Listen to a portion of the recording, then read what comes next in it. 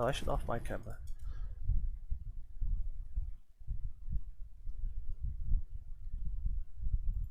Alright, so spotting on the left hand side of Blackbird Alley. It is the Protoss player. alicejess, I'm just gonna call him Alice from here on out. Him, her, doesn't matter. And on the other side, the person who sent this replay. A good friend of mine, the first Starcraft 2 person from the community that I ever met about 3 years ago at this point. It is Blinkz. Okay, so for those watching, this is the Silver League. The border shows silver, so this is going to be a lower tier game. Exactly what MMR you can guess in the chat and the comments. If I can get the answer, I'll put it in the description. I don't know exactly his rank when he played this game, but do note that don't expect overly good build orders. Don't expect, you know, GSL, Dark Rogue, Maru, no, Dark Rogue, Su, Serral, Raider level play. But again, this is viewer submitted casting. This is for somebody on all sides. Now, Blinkz has gone for a gas into a pool, and his opponent, the Protoss, has gone for he's actually gone for a wall and gone for a gas, and he's slightly oversaturated, but this is fundamentally okay. Like, this has remnants of a build order. He got his gas a little bit late. He's getting a second gas now. This is going to be finishing up. The Overlord's coming over to take a look-see. Blinkz has not taken, only just took an expansion, which is very, very, very late. Normally you want to take an expansion on 16 drones if you're playing standard macro. Now, I spoke to Blinkz about this, and for any of the Zerg players currently watching, he says that he opens gas pool first as a safety build, because there are a lot of cheeses on the ladder, which is absolutely, like, at every level of the ladder there are different levels of cheese, and you can play safe against this. It's just deeply suboptimal, and I've learned how to play Zerg. I was actually trained by Nameless, so this is a bit, this to me is pretty suboptimal. Let's see what Protoss is doing. Cybercore and Nexus. Blinkz actually said, oh my gosh, this is not a full wall. This is not a full wall. Okay. Alice decides to plug it off. I did actually catch that, that this was not a full wall. Honestly, the pylon's in the wall. If you main bust this right, okay, not right now. The shoe battery makes the mess complicated, but a bailing bus would still shut this down. Actually, a bailing bus would completely screw you over, because a bailing bus would knock out this pylon, and then you could link flat after that, and you win the game. The forge, I disagree with this. I think a second gateway would be a second gateway would probably be better, just so that you have the production. Like, you're gonna get a forge now, but what's the plasma shields? Okay, no one ever does this. Anyway, coming back to Blinkz, he's gotten a fair number of links. I don't hate this. It's just that his drone count is currently abysmal. Bro, you don't need to do this. You're Zerg. You don't need to transfer drones. You pull drones off gas. Okay. Oh gosh, Protoss is going. Okay. Now the shields make sense. The Protoss is going double Stargate, and almost is certainly going to go double Stargate Void Ray. That's just the easiest thing to do on the ladder. Hell, even I was watching the WCS DreamHack, the Oceania, the Taiwan region, and it was full with Void Rays. Setting a couple of links out to scout, not too bad. Third base, kind of late. Drone count very low. A lot of lava not being used. A lot of queens not injecting. You can focus up on that. Okay, Stargate is done. What you gonna build? Roach Ward? Safety Roach Ward. What have you scouted, Blinkz? Okay, you got all the way into the... Okay, this is really good actually for our Zerg player. He's gotten a full scout in the main. He hasn't done... Oh no, he's gonna lose his links. Like, these links can be very annoying, but the lost mining time is still nice.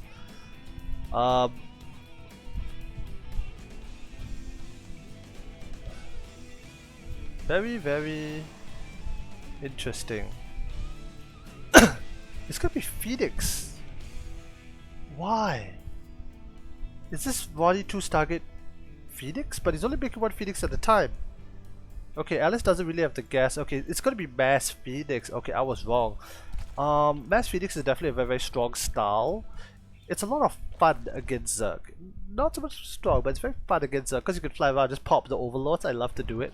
The drawback of this, especially against a player like Blinkz who's going roaches, is that if the Zerg player correctly identifies that you're going Mass Phoenix, he just walks his roaches across the maps and knocks out your third. And there's not that much you can do to stop it. Our player Alice is currently going to Twilight Council. Blinkz is sending an Overlord to scout. I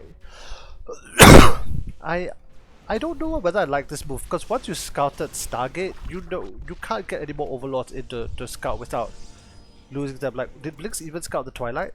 He did not.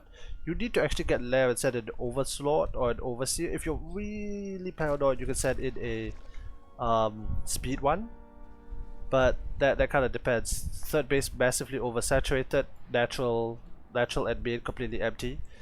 He's gonna need more gas. Is he supply block? No, he's not. Okay, very good still. His injects need to... He really should work on camera location hotkeys. I don't think he's using camera location hotkeys. Nope. Okay, take it to goal base. I like that. He's getting the double gases here a bit late. You should get your second gas generally when you get your lair. Because if you want tech, if you want roaches, these overlords I generally recommend you dump them in the corner. Anyway, the Stargate player, look, here's the thing. Once you get like 4 or 5 phoenixes, just go out, just kill overlords. Like, there was an overlord right here. There's always an overlord here or here. Just go and kill it. There's always an overlord here. Well, there should be. For Blinkz him too. Just go and kill it, right? Like, gathering this energy is nice and it could be useful in a fight, but you might as well just go out and... Holy shit, is that? That's armor. Why are you getting... Okay, armor is not realistically what you want to get. You want to get attack. Okay, very good. Now, Alice is moving out. Now I'm going to kill an overlord. It's going to make life miserable for Blinkz via the supply block. If it's Mass Phoenix, you kind of need 2 Spore Callers per base. This base is no Spore Callers whatsoever. The false base is not too bad, at least. A few overlords, infestation pit. What is Blinksz's map? Actually, I don't like this. The Proto should have a lot more map vision because you're going air. You have a bunch of interceptors, right? You have a full squadron. Oh, this is gonna hurt Blinkz a lot. Okay, double Spore Caller. Okay, I like this. The other thing you can do with Phoenixes, you can go in and pick up workers depending on how much APM you have. Yep, go in. Yep, a few workers should die. No, okay, yep, gets 1, gets I think only 2. He's looking for the Overlord Cloud, I feel, which is if you put it in the back of the base, it's gonna hurt a lot. So I guess leaving it here was probably good. He's going for okay, a lot of spores, not that much APM used. Double spores on each base. The triple spore here, yeah, this is kind of fine. Blinksz's injects is quite low, which is kind of the real problem. Phoenix dies, oh dear. Actually, with this number of Phoenixes, you can actually, especially the main, you can take out the queens. Blinkz is currently on 55 drones. It could be a lot worse. You kind of want to be on 66 to 70. He's got a Hydra Den, but he has not gotten the Hydra upgrades. No, he has not. Let's take a look at what Protoss is doing in the meantime. Protoss is only now taking a third base. This is very, very late. To be fair, I don't play the Mass Phoenix style that often. Maybe I should. But you can definitely get your third base a lot sooner. There's a lot of energy on the Nexuses, so the macro not really there. It's going to be a charge slot Zealot. Oh man, this is a very old style. Phoenix into a mass charge slot. It synergizes somewhat well because you can like just dump your minerals into Zealots, although I think the real problem or the real issue that Alice needs to have and needs to fix is Storm. He needs some sort of AoE because if against this many items, like Hydras especially... Oh, interesting, he's getting... Oh man, I don't know what the name of this upgrade, I am so sorry. But this is additional energy to the Infestors, a unit that even I don't really build. He's getting missile attacks, not too bad. Getting a Spire, might as well. Not floating a lot of money, which is something to be commended. 66 drones, alright, the bare minimum. Saturations, not too bad. Getting the gases would be nice. The main base has not a single drone left. I don't know why. I don't think it's the greatest idea to build all your tech here. Back on middle lines are normally safer. Getting a 5th base, spending the money, what can I say? Protoss is not spending the money efficiently at all. Double Overlord Scout, painful to see, but not the worst of ideas.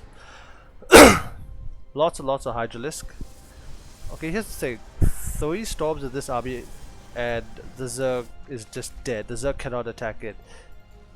Now I do like this. Now the robotics bay allows you to go into Colossus or Disruptors, most likely Colossus tech.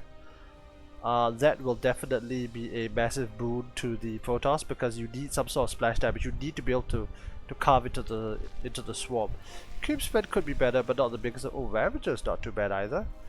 You generally want to get air weapons instead of attack. This is still like pretty Artosis-y pylon. This Tasteless pylon is not too bad either. He's finally getting roach speed. Okay, this should have been gotten ways earlier. Double Evo chambers and not spending. Now the money float happens. Okay. Up to 70 workers, so not too bad macro wise. Protoss is only on 40 something workers, very very low. I don't even think he hotkeyed it properly. Like, he's building Immortals? Okay, now the Colossus and now Double Lance are coming out. A very very passive game so far for both players. This could just end in a massive push, this could go back and forth. Not much harassment out of the Protoss. I mean, with this load of Phoenixes, yeah, I expected more. You could definitely go in and brute war style supply block your opponent. Oh, he's gonna find the Overlord Cloud. Oh no, don't lose it, don't lose too many Phoenixes. Okay, very good, very good. Picks off 1, picks off 2, picks off 3, but the main army is chasing, you can't really go over there. Oh no, flies right back over the Spore Crawlers, loses 1 Phoenix. As a result, the army chasing up further north. Blinkz needs to rebuild a bunch of Overlords. The massive Phoenix flock just flying away. Okay, he's gonna go after some drones. Okay, the rest of the Phoenixes don't engage. Like, with proper micro and rapid fire, you can fly in there and pick off like all 15 drones from the minerals. Of course, the Zerg army was right here, so the Air Force probably doesn't want to take that risk. What's the only one Colossus? This is not enough. You probably need 3 to 4 to take on this army convincingly. I mean, this hurts for me because if Blinkz knew about this mass Phoenix, he could have just attacked way sooner and just completely knocked out the 4th, the 3rd. Actually, there's a lot of standing defenses. Let's put that as a maybe. He's now building quite a bank, getting the upgrades. He's gotten Hive, which is pretty good.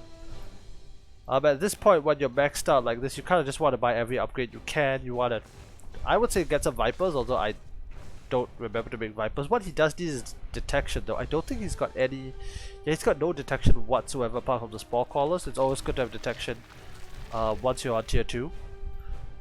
But yeah, 72 drones against 40 workers. I mean, Protoss macro is honestly.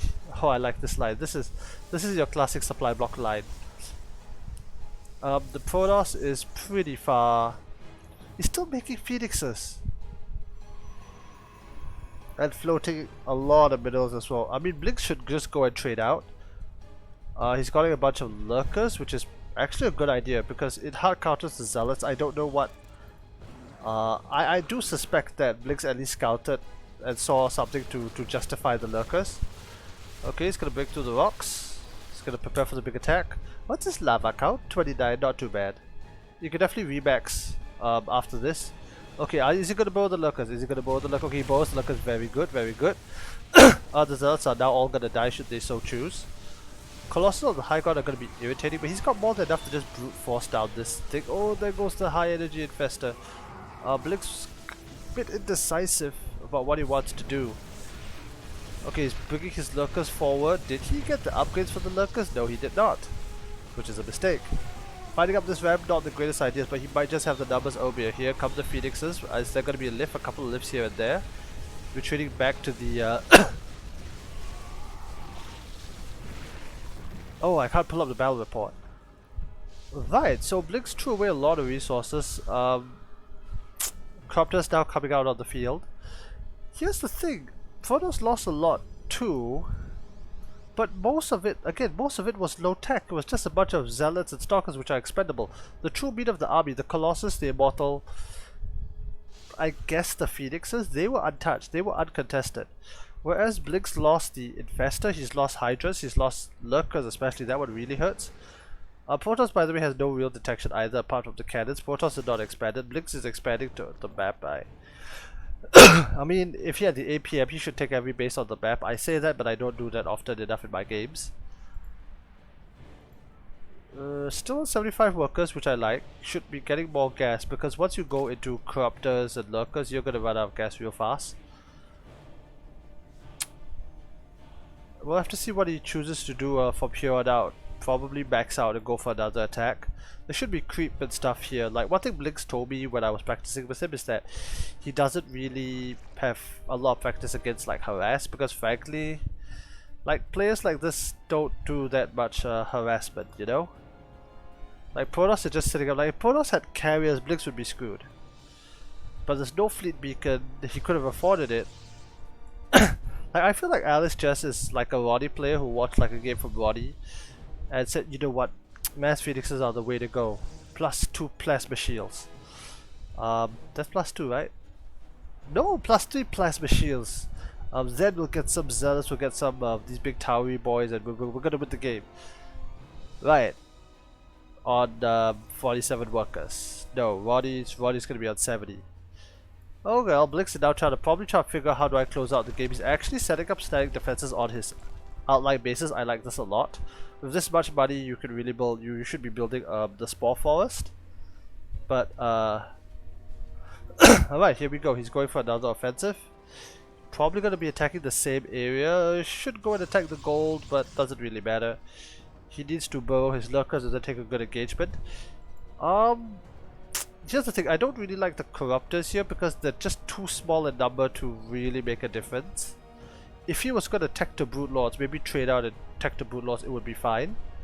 But really, let's see how good his infestor control is, because even my infestor control leaves a lot to be desired. He still has not gotten the lurker upgrades, which would be pretty gigantic. Okay, he decides to fight now. And then he decides to back off. He needs to get in front of his lurkers and protect them. Okay, the corruptor is doing a decent job. The phoenixes kind of AFKing. Yeah, but he's going to lose a lot of lurkers, and that hurts less so from a monetary perspective and more so because, oh no, the investors! I don't think he got a single neuro parasite off, but he just threw away all his spell, like half of his truly expensive units. The investors and the corruptors, they're all dead. These lurkers are going to get picked off probably by this cannon. Yep, killed by a cannon. Again, with this army, you could brute force this down if you know, remaxed. He's choosing to rebuild corruptors, corruptor hydra, okay. More colossus are coming out. What's the colossus count? It's still 2, okay, fine. And including one very, very wounded colossus. Oh, interesting, Blinkz actually got knocked down these rocks. I've never seen a single game, including my own, where these knocks were they were knocked down. Yeah, Blinkz, just go for it, knock out this base. Move the entire army down here and fight. The Colossus will take so long to get there. Nope, he's just waffling on the ramp. No corrosive miles being used. Upgrades have basically stagnated for Zerg. Why isn't Protoss responding to this? Okay, Protoss is now responding. The Phoenixes... Actually, the Phoenixes dived on this while the static defenses were still up. Oh boy, it's actually going to be a flank. More lurkers are being morphed. The corruptors are also not responding. A lot of move commands really going after the Colossus. Okay, good pickups from the Phoenix player, but he's going to be able to clean this up. Taking down the corruptors. Oh, the Phoenixes. They let it live. DrKobra +3 shields. Rush this guy. Yep, pretty much. Your game will be right after this one. We're watching this replay first. Yeah. Okay. Great Aspire coming up. My man Blinkz here trying to get to his favorite brute lords. Somehow the Protoss is not building. The Protoss is not built carriers, but it's going to launch a push. There's actually a lot of queens of energy, so with transfuse this could be good. Let's see how the micro is. Oh, not too bad actually. A lot of hydras being produced, a lot of corruptors being produced. Trades generally inefficient for the Zerg. Oh, these queens, they're just going to jump on this immortal. And this immortal's just going to stay there and get reverse gangbanged by it. Huh. Okay, well... Huh. Well, both sides have an insane amount of money. These phoenixes, like here's the funny part, right? All these 15 phoenixes, most of them are at full energy. Like, they haven't been out across the map fighting. And the fact that but one thing good about that fight, at least that I could praise, is that the Colossus count was reset. There are no more Colossus on the field. That was the real threat to the Hydras. That being said, if Blinkz wants to move to brute lords, probably a better solution. I disagree moving all of these. Like, you've got the Blinkz, you've got the money, you've got the drones. Why move it? Why not just build like 6 new ones right here? Okay, he's finally reached his Brood Lord tech. Kinda late. He hasn't gotten... Okay, so this is a big deal. He hasn't gotten... He hasn't gotten melee. Which is quite important because you kind of need... Because melee affects the Broodlings. It's very counterintuitive, but that's kind of what it is. Okay, he's making a bunch of lurkers. This is actually a pretty complicated army with tier 3 units on both sides. The Protoss, however, is still stuck on tier generally 2-ish. Like, main base probes have finally gone here to mine. There's no splash damage. There's no burst splash damage. There's no storm. There's no disruptors still. Protoss up until this very second was stagnant on upgrades. I don't know why it's not going for +3 anything attack, which is quite disappointing to see. Phoenix is still just flying around on patrol in their own base, whereas this gigantic Zerg army is moving up here. Actually, if he controls right, and by right I mean just the Broodlords don't suicide it, he's going to be in a wonderful position because the Protoss will not realistically be in a position to threaten the Broodlords, especially behind this middle line. Zerg cannot yet break this, but it doesn't really matter. The ranged Zerg units are going to be slowly whittling away. Okay, we now see the Phoenix. Okay, the first Broodlord is going to go down, no response yet. Okay, Copters are going to take the fight to them, or at least ward off the Phoenixes. This is fine. 3 Broodlords are eventually going to be able to eat away at this Nexus. You could heal the Nexus with these full energy things, but you're not gonna, so you're gonna lose a base. Protoss is now down a base, and this bank is not gonna last forever. A lot of Zealots coming. Where are the Colossus? Ah, there they are. But this army is not enough. You need Storm, you need so many other things. You need a flank with the Phoenixes to really get anything done. Okay, he's moving up to the top side of the map, checking for a base. It's not there. Oh, the Broodlords. He needs to be very careful about the movement of the Broodlords. Okay, loses a lurker, not the worst thing in the world at this point. Thankfully, oh, good bow. It's gonna annihilate whichever Zealots were suicidal enough to charge in there. He's actually forced the Phoenixes. The Phoenixes, they're not retreating. They're gonna stand and fight under Hydras, although the Hydras are kind of derping and barely firing. But again, with this much anti-air on the ground and the Zerg Air Force in the sky, okay, he needs to deal with the Colossus. Now here's the Colossus, they don't have that much HP actually. Only 150 shields and 200. If you find near shoe batteries, different story. Okay, the forces are being moved over. We're now getting a fight from the Zerg. Boom! There go all the Zealots. No Archons, no Immortals, no nothing. Finally, getting adaptive talents. You should get the rage upgrade first next time. And the reason you want to get the rage upgrade first is that you want to try and be defensive on the map, but still, good job. Blinkz is the victor. Alright, so... well, that was something.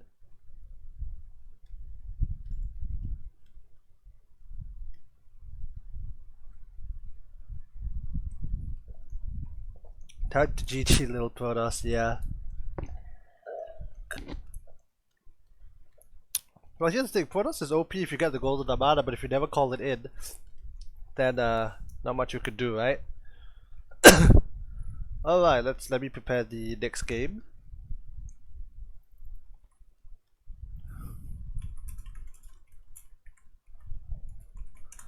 And let me pick the next person.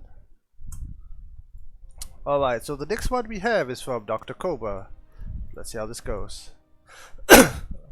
Oh gosh, oh god, it's a PvP.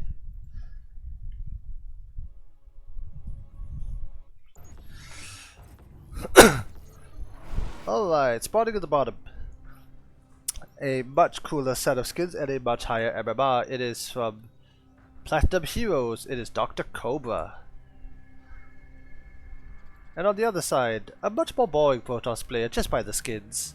It is BizktsNGravy. Should I call it Blitz? Should I call it Gravy? I don't know. Alright, so standard pylon walls for both players. Alright, so this is PvP. Which means that nothing's really gonna happen. Okay, let's put it this way, nothing's really gonna happen unless there's a can rush or unless the gateways finish. then either adepts or stalkers are gonna come out, and then we're gonna have some skirmishing on our hands. But the game really, I may have submitted a loss. Who knows? Says DrKobra in the chat. Yeah, maybe you did. Maybe you did. Most people tend to submit victories, but I submit losses to the replay castings. But okay, very fast double gas. This feels, and scouted by BizktsNGravy. This feels very Stargate-y. This feels very Stargate-y. And if it's Stargate-y nowadays, it generally means Voidways, although you could throw out an Oracle for sure. Alright, so it's a wall. Yep. Again, like, DrKobra's gases were much faster, although he didn't take the gas, which meant that he put in a deposit that hasn't really done too much. Alright, so here comes the first Cybercore. Cybercore for other side. Kind of mirrored matchup, generally speaking. I mean, PvP is always an interesting matchup. I remember when I was casting most consistently, it was right before you gotta get your double, so you can't steal it with an early scout. Do you though? Because you could just put a probe on hold position and stop it if you don't want to deposit. Of course, you're then losing a probe, and it then depends on how much APM you want to spend. That being said, I don't disagree with the idea. Protoss does need that gas. No, alright, so it looks like double stalker opening for both sides, signaling additional aggression. From what I know in PvP, double adepts is what you want to do if you want to get harassment into expand. But ooh, cancel pylon. I like this move on DrKobra. If the timing was just a little bit more crisp, and sometimes it's always hard to tell, you can see what's coming out of the gateways, which is a gigantic tell. Like if it's adepts, you kind of know that, as I just mentioned. Or the other way, like BizktsNGravy, you just do always gonna lose a probe. First blood, yes, first blood to DrKobra. Of course, you can always get an Nexus right after you go double stalker. Double stalker is just the more. It's both safer and potentially more aggressive, ironic as that statement says. But I personally prefer adepts. Adepts, you go into the middle line and then you kill the workers, and it feels so good, like the two-shot. Alright, so we still haven't seen what tech we're gonna go from both players. We're just gonna get standard units, sentries, stalkers, both sides getting sentries and stalkers. DrKobra's Nexus a little bit faster than BizktsNGravy. A faster probe count, which is actually kind of a big deal. I mean, the thing about BizktsNGravy, apart from the fact that not every probe is mining, is that he lost a probe early on. So that could play a factor. Okay, double Twilight Council. Let's see if it's going to be the same Blink tech. If not, it could be DTs. I personally love DTs.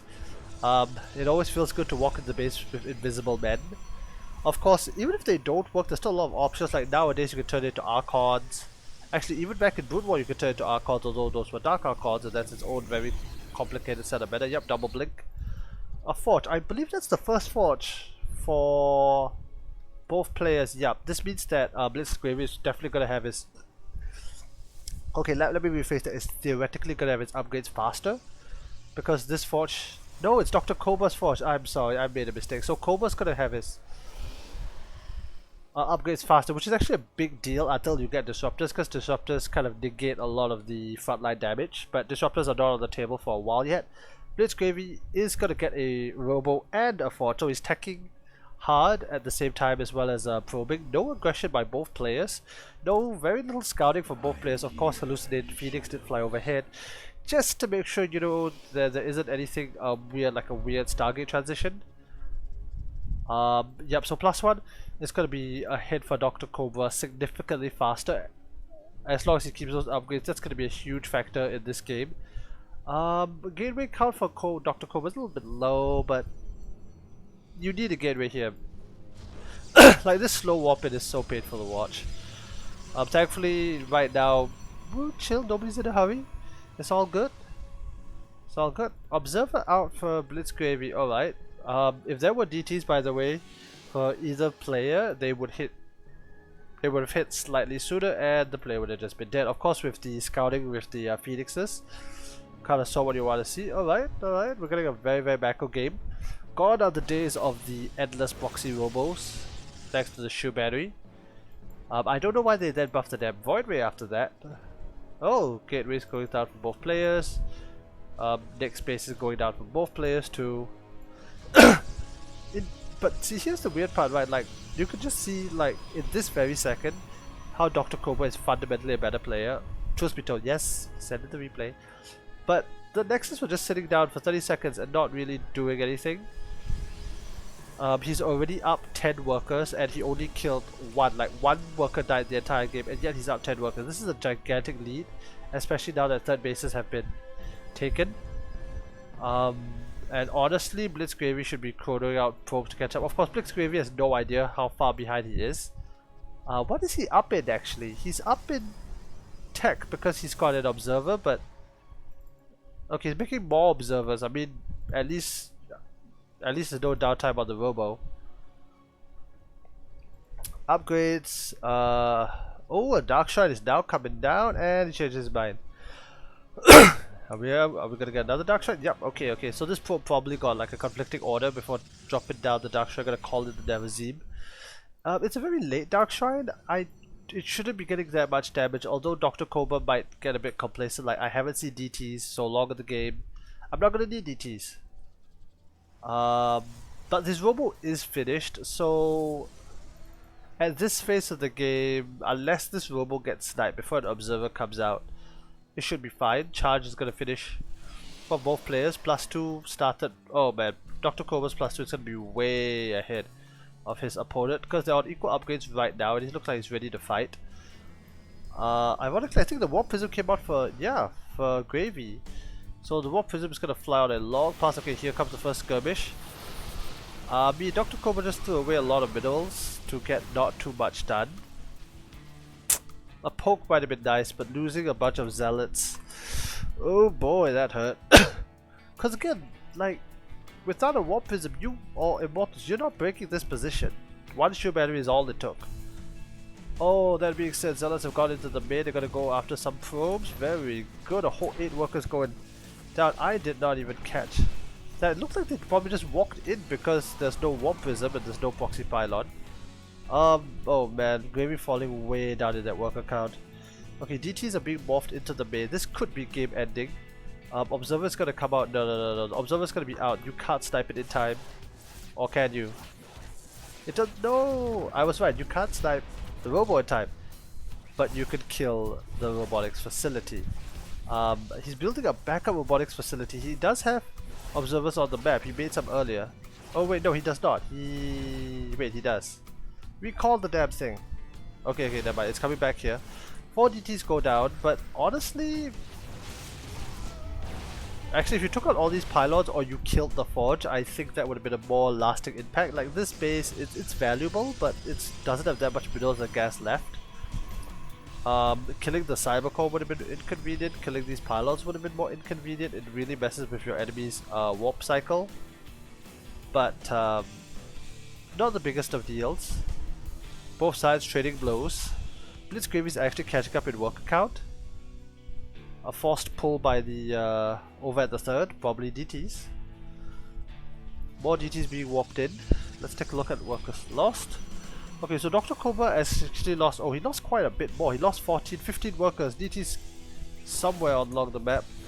Yep, there's still no detection here. Oh boy, BizktsNGravy with these DTs are really getting back into the game. DrKobra was way ahead, and despite losing these workers, is still ahead in my opinion because of his upgrade lead. But yeah, losing this Nexus, losing that income. Yeah, we can't really see the graph unfortunately because of the thing, but if you want to look at units lost, a lot more. That being said, DrKobra was mining more and it's got a force base up and running. BizktsNGravy does not, so that could be something. Alright, BizktsNGravy, does he still have his Warp Prism? He does. More DTs in the main. Okay, like this is the attack I do like, where you go and threaten a position. That's really just a distraction for these DTs to do something. Oh no! DTs, why are you getting shot at by a cannon? I think if the DTs just jumped the cannon, they would have won, or if they got to the pylon, which is much harder. Anyway, there's scuffle at the front. Immortals on the part of a BlinkzNGravy. The Warp Prism is now reinforcing to the main fight. He's gonna... Oh man, DrKobra's forced to give up that base. Oh, but a disruptor. This could change the nature of the battle. One disruptor, a juicy hit could be good. Fire the disruptor. Here it goes. But it gets gunned down by the enemy. However, defender's advantage proving a bit too strong on the part of DrKobra, plus that advantage lead, which he has not purchased. He's not purchased +3, which is unfortunate. This DT is still getting a lot of work done. How many probes? 33 probes have gone down. Even though DrKobra has a much higher army supply, I would say at this very moment, okay, once BizktsNGravy catches up in upgrades, he's going to be ahead. He's ahead in workers. He hasn't taken a forced base, so his worker advantage is not as great as it should be. He's also not taken these gases.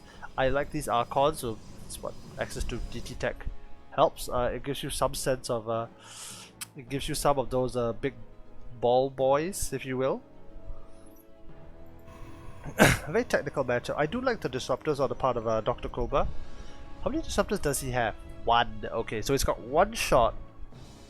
And sometimes just having like 1 or 2 disruptors in your army is gigantic because it forces the opponent to respect that. You don't even need to fire it per se. Okay, I cancel here. BizktsNGravy not in position to defend his 4th. Couple of free probes. Oh, it's gonna take it right under the nose of DrKobra again. DrKobra probably gonna see this. The army's coming over. I think DrKobra can take this fight. No, he can't. If he's had the upgrade advantage when the fight happens, I would have agreed. Right now, it's a bit more dicey. Okay, +3 finally started for DrKobra. He's still gonna maintain that upgrade lead, especially if he chronos it. Did he chrono it? No, he didn't. Never mind. But again, BizktsNGravy is not getting his +3 either, so it doesn't matter. 2 disruptors now. Okay, that's quite a bit of firepower. A lot of charge slots. Okay, here comes the first disruptor. It's not too bad. Second disruptor, not too bad either, but the Archon count is really high. Oh, an aggressive blink forward. It's gonna try and gun down the Immortals. These Archons putting in a lot of work, but the bonus to biological doesn't really matter. Here, BizktsNGravy, his army annihilated by the superior numbers on the part of DrKobra, just plummeting in supply. Sentries with force fields helping out. DrKobra's army very wounded, but still able to pull out a lot of damage. It's good. He knows he doesn't have a forced base. Actually, there is a forced base coming up. DrKobra, I mean, he doesn't know about that, right? No, he has no idea. His forced base is only now being re-established. That was a beautiful fight that really puts DrKobra back into the game. More disruptors, which is something I like. Like BizktsNGravy hasn't gotten any disruptors. I don't think he has the... No, he does not have the robotics facility, so he doesn't have access to that higher tier tech. The DTs with this many cannons are no longer going to be able to do the backstab damage. I say that, there's nothing here. Yep, so the game goes on. DrKobra now in the lead. But it can turn on its head. Nah, it's not really that likely. Like, DrKobra would honestly have to throw the fight. Because with this many disruptors, I mean, if BizktsNGravy had disruptors on his own, that is always hope and a dream. Oh no, both disruptors getting caught. Okay, he's still got 1 more in reserve, but he does have the numbers. He doesn't have the upgrade advantage, but he has those numbers. Another disruptor. Okay, takes out quite a bit of HP off the Archon, and the Stalkers go after. The Immortals are quite strong. Oh, there are DTs here. Okay, DrKobra pulling his own observer. This could still be a very painful fight. Nope, the DTs are taken care of. 1 disruptor can still fire. It's going to hold that in reserve. The superior stalker numbers of DrKobra pushing back BizktsNGravy. He's getting schooled. Here's your prescription. And not the best shot. Oh dear. A bit of a miss rally puts 1 disruptor away. Oh, second disruptor actually gets knocked down. Okay, DrKobra still has 2 more disruptors. I suspect that these were... Yeah, they were just recently produced. Which kind of sucks because you do want to have a high disruptor count. At least about, call it 6, because with 6 disruptors you can really get quite a bit of damage done. It really forces your opponent to respect that, like, okay, I've got 6 shots in my caliber. Not just 1, 6. And you need to count those shots, and again, with the disruptor reload, you can really fire, quite conservatively, although after 6 they get a bit unwieldy. DrKobra now going for the more consistent Colossus. I did see a disruptor come out. Here it is for the part of BizktsNGravy. So this could also do a lot of damage. Like if this one disruptor knocks out all of the disruptors for DrKobra, well, isn't it just two? Yep, it would be pretty disastrous because you'd also probably take out a Stalker. Again, it now depends on how the fight actually happens. Alright. Why are you moving out? You lost the Prism, didn't you? No, the Prism is still on the map with a few DTs. You're not really going to get the main, you're not really going to get here. If you somehow got into the natural on the third, that would be amazing. Oh, he's actually got DTs on standby. But now you're not breaking this. The natural, ironically, is the one that's got nothing, but it's pretty well... It's defended by its own geography, I would say. Like, it would take a very ballsy DT to walk in here. Alright, so...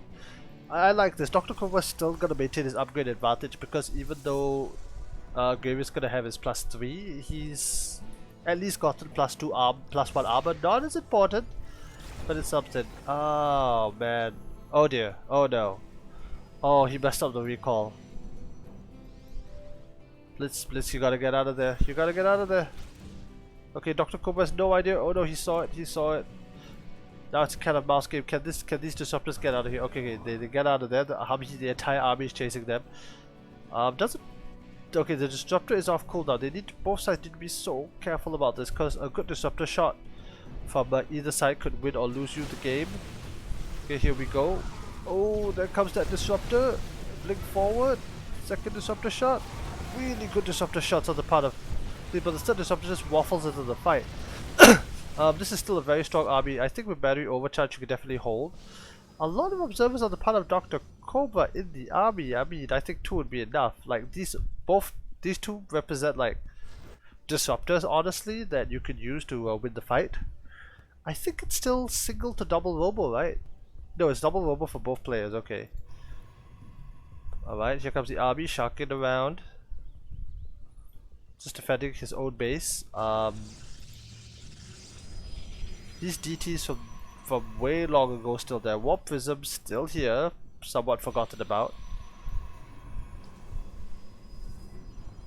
So if we look at the economies, like let's take stock of where the game is right now. We had a really good fight on the part of DrKobra, followed by...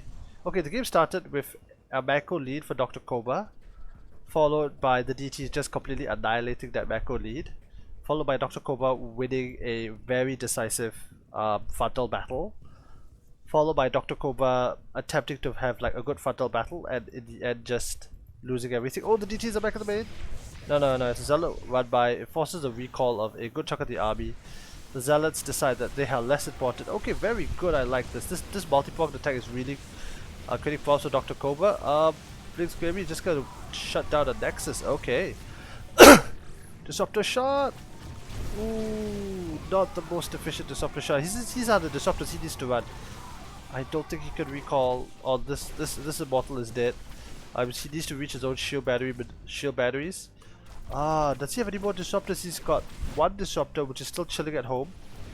The main army here. Oh, this is gonna be tough. I don't think DrKobra can hold. Even with battery overcharge, the Colossus are just gonna tear him apart. Oh, getting this disruptor would be a nice pick off. Oh no, battery overcharge and then force it to a retreat. Oh dear, oh dear.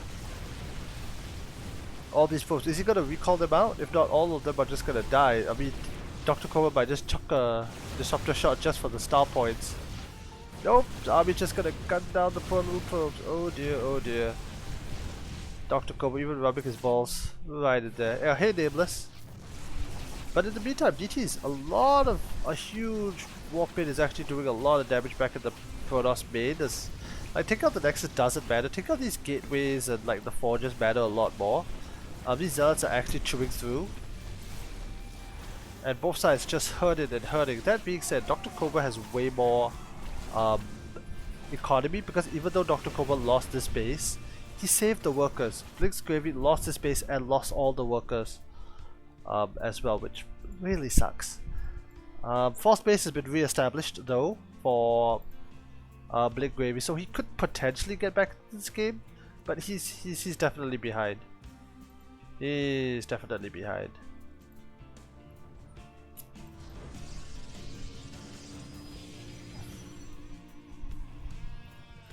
Oh man, this still being annoying. Like, again, like one cannon, oh, finally takes down that war prism. Like one cannon here would be so good. Like some cannons here to prevent this coming in. That being said, both sides have been spending their money very efficiently. We're getting another skirmish out here. I think DrKobra, yeah, he could force the issue here. There's no shoe batteries, there's no battery overcharge. I don't think the disruptor, no disruptors on the part of BizktsNGravy. He can't stop DrKobra from sacking the space. Okay, at least he gets the workers out of there. Now that's the thing, BizktsNGravy is basically on no economy. DrKobra is hurting, but again, once his base is re-established, he's gonna have a lot more money. A lot more money. Like if we look at the incomes right now, there's no decisive advantage for either player. There's more gas on the part for BizktsNGravy somehow. BizktsNGravy. Okay, now the income advantage is gonna skyrocket for DrKobra relative to that, spending his gas bank, making a bunch of Archons. Upgrades are now even. I think there was, oh dear. I mean, honestly, if there was full vision, oh dear, another skirmish here. Oh no, I think Gravy got a worse end of that trade. Force a long distance mine. The DTs are not going to be able to do too much. There are no wait, there are no observers, what the hell? Yeah, there are no observers in this army. The DTs would tell this to, oh no, there is an observer. I knew you would have made that kind of mistake. Now there are no observers, the DTs will tear this army to shreds. It forced a retreat. I think there's one disruptor, okay. Yeah, there we go, the DTs are forcing the army into a retreat. Are they just gonna rally? No? Okay. To be fair, BizktsNGravy did have to respect the disruptor, that if you step too far forward, ptwee! Okay, now he's getting his observers, a frustrating moment for the player, no doubt. It's gonna launch another offensive right at the heart of the eastern base, the western base actually. Now there are too many observers, you can't snipe them anymore. I think we're gonna see the final moments of the fight. Oh, disruptor is good, gets like 3 units, probably zealots, which is still a big deal. A lot of Archons to tank, but does that matter? DrKobra even has more Archons than that. Battery overcharge wearing out, there's nothing left to stop this army. The Colossus standing strong. Firing out the Templar Archives, wanting to burn down the library. Yep, there goes the shield battery, there goes the last units, supply plummeting for BizktsNGravy. He doesn't have money to rebuild anything anyway, DrKobra does, and GG is called.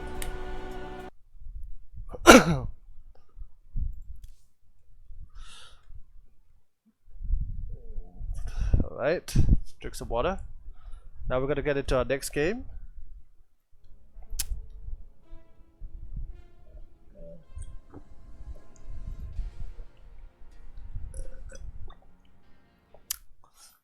What are with the mirror matchups today?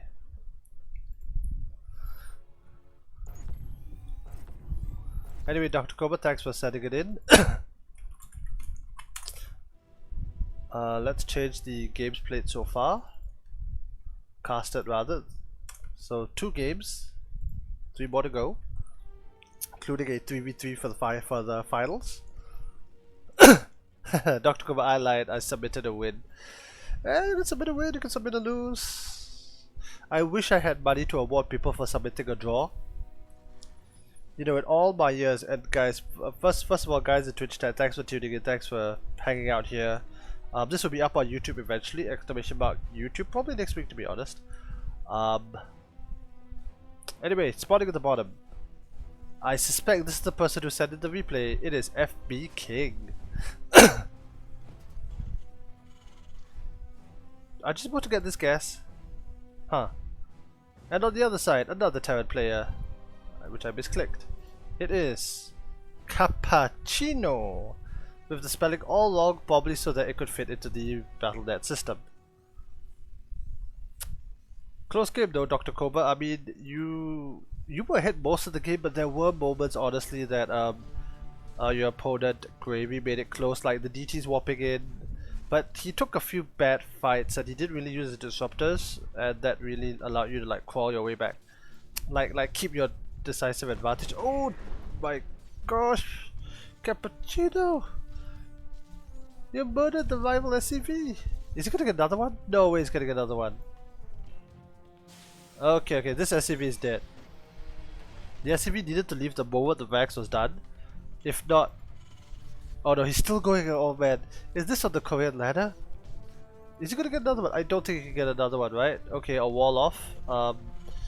Army CapPucCinO probably should just stay and fight. Is he gonna get it one more punch than SCV? Why? No, go just kill it. Okay, he's gonna try to disrupt mining. Another SCV gonna come onto the line. Oh man, a lot more action than the PvP. A lot of APM on the part of... And here comes the Reaper to finally, you know, even up the score. On the other side, it's going to be reactor double marines into a factory. This is very uncommon for a TVT opening. What you tend to see in TVT openings looks like this. Hellions, Reapers. Yeah, fbking didn't bother scouting at all. This is very unusual. So it's going to defend with mass marine. Normally this could be a problem against a Reaper, but again, with this many marines and on romanticide as well, we've seen this map too often. Yeah, for like 4 marines, yeah, 4 marines even with lack of mobility. Oh no, it's gonna lose the Reaper. Okay, well, what scouting did you get? You saw a factory, you saw a this, you did not check if there was a third, a natural. Did you? Okay, but there is. It's gonna fly over to location. It's done a lot faster, although I think we'll start mining, give or take, at the same time. But the orbital's gonna be done, which is kind of a big deal. That puts CapPucCinO slightly ahead in workers and slightly ahead economically, although this opening by skipping the Reaper, I mean, I guess you can because your SCV got all the scouting you needed. You don't need to get additional scouting beyond that. You don't really need that map presence. There's not going to be a tank push so soon. It's just not possible. Okay, so it's going to be one Hellion. No, wait, no, it's fbking's Hellion. Okay, and it gets gunned down. A full squad of marines. Okay, another... Oh man, but reinforcing marines are gonna be stopping that. I think these are brood war marines, by the way, the skin of it. Being a bit annoying, but once the cyclone locks on, yep, problem solved. The marines come back. It's like, what's going on? Then they go over, they see the corpse and they just move away. I think both sides are using those marines. No, these are the standard marine skins. I think... I think these are brood war marines. Yeah, like look at their guns. They're not using these standard CNC rifle. I think they're using the older rifle, so that's a skin. Yeah, look at the guns. These guys are using the Impaler gas rifles.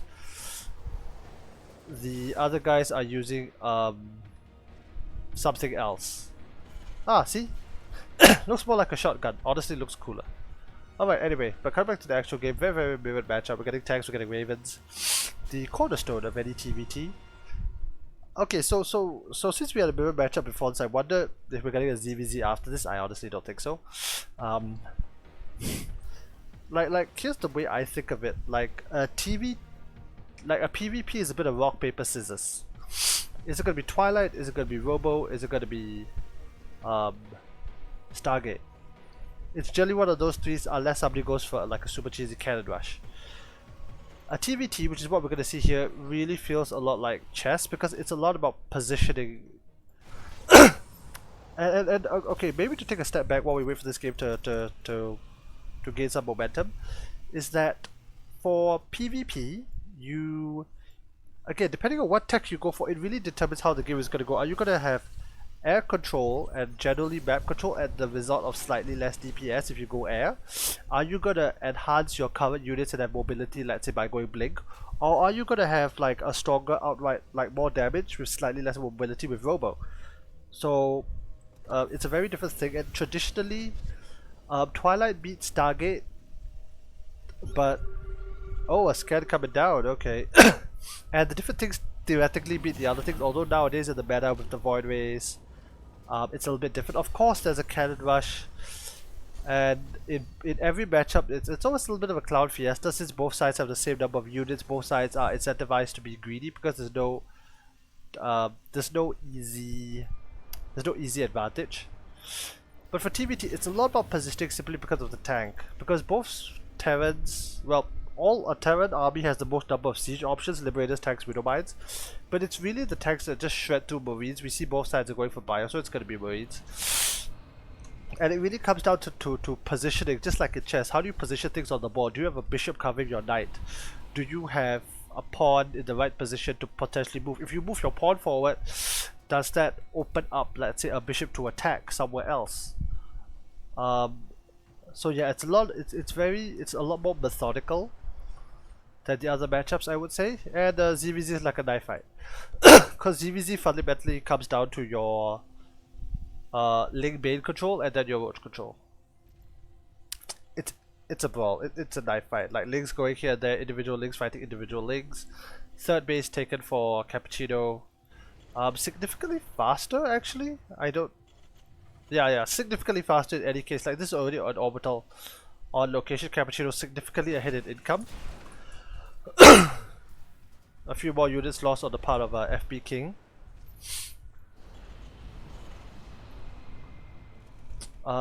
Yeah, CapPucCinO slightly ahead, but again, when you have tank lines in position, it's going to be very hard for you to just like walk across the map and win.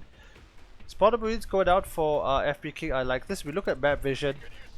Yep, we're going to get a lot of these skirmishes. Ooh, fbking wins, and then another Marine comes to settle the issue with a no HP Marine as well.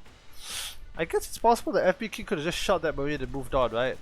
Oh, this Marine getting run over by that tank. I think fbking knows about this very good spotter Marines. This is critical. This allows these three tanks to get out of position and move here to back up the front line. If there are no tanks here at all, like CapPucCinO can walk in here, siege and borderline insta win. But with the army in position, that has stopped that from happening outright. Like you can't break this position. Or rather, it's very risky. You can with Ravens nowadays, but it is so risky that's probably not worth the effort.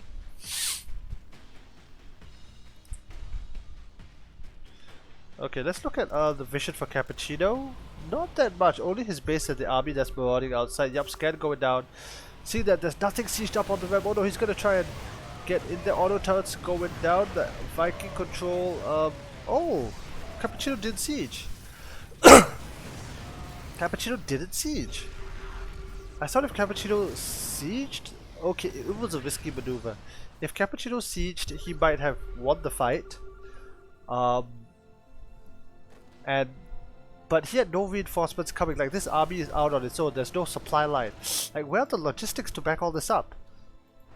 But if he did siege and he lost the fight, he would have just thrown like all his tanks. Right now the tank and therefore the artillery count is the same. Upgrades are currently even on both sides. I guess that trade went slightly worse for CapPucCinO because I don't know what this army was trying to achieve. There was no logistical backup, no supply lines. The reinforcements are not coming across the map. They're still chilling somewhere at home. There they are actually. Okay, so it's gonna go for a drop play, alright. So rather than gonna bust through the front, I suspect these medevacs are gonna go and raid somewhere else. While hopefully the main army, it actually kinda depends. There's so much micro involved that the main army could just sit here and be fine. We see this doom drop of flock squadron of 5 medevacs. It's gonna basically try and launch an amphibious assault and try and open up a second front. And these tanks are very vulnerable because you can land on top of the tanks. No, yeah, do it. Okay, there we go. He's gonna land on top of the tanks and completely annihilate fbking's artillery. Yep, there we go. All the tanks are died. The planetary fortress is forced into a lift off. All the SCVs going down. Now Bio is gonna come in. It's gonna be an expensive trade. Numbers on the side of fbking are gonna allow him to be victorious. He does have the Viking count, which is key because it's gonna both force away the medevacs and it's gonna be critical in tank engagements later. You need these Vikings to basically spot. No, CapPucCinO's actually landed his Vikings. Oh my gosh, this is so risky. CapPucCinO's gonna charge in, but the first wave of Bio just gets annihilated. Like again, this drop was very, it was good on the part of CapPucCinO. The thing is that he now needs to pull a lot of moves in order to defend. You can see the army supplies are actually kind of even, which is a testament to the good micro. Now here's the key factor: once you are up this much in, your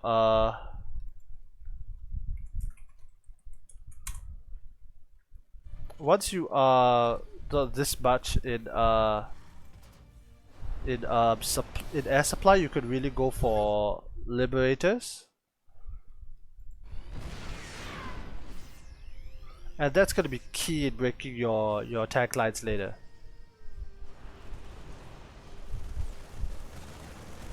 Oh boy, a supply depot going down. fpking getting caught like quite kind of out of position. But he does have that air control, so he could really just leapfrog the liberators forward and pull this towards the window. Don't throw away that air force. There is attack in the middle, like it does get blown up the bayou. Charging forward, it's gonna get a bunch of SCVs, but here's the thing. With these liberators, as long as they're not too far out of position, yep, here's the thing, you need to send your marines forward in order to get the liberators.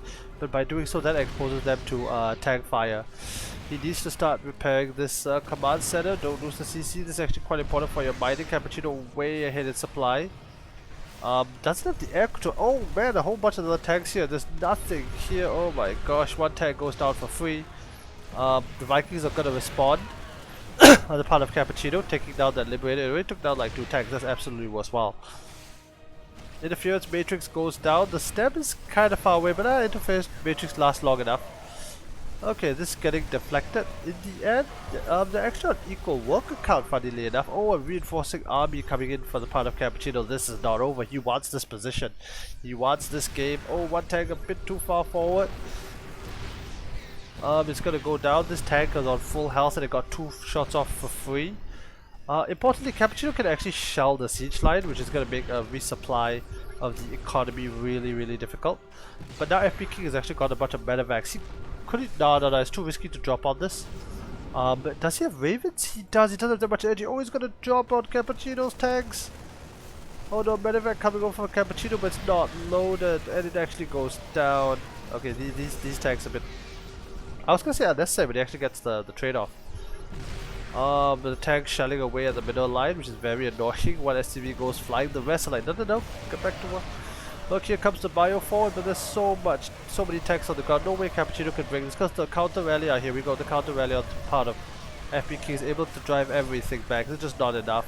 Interference matrix is going down, shutting the drivers out of their tanks, and with that, fbking takes a decisive lead. That being said, he did lose a bunch of SCVs during that attack. The SCV is very calm, keep calm and carry on despite the fact that shells were landing all around them. Keeping that economy afloat, that ever important economy, that war economy. Okay, other forces for CapPucCinO, they are shucking around.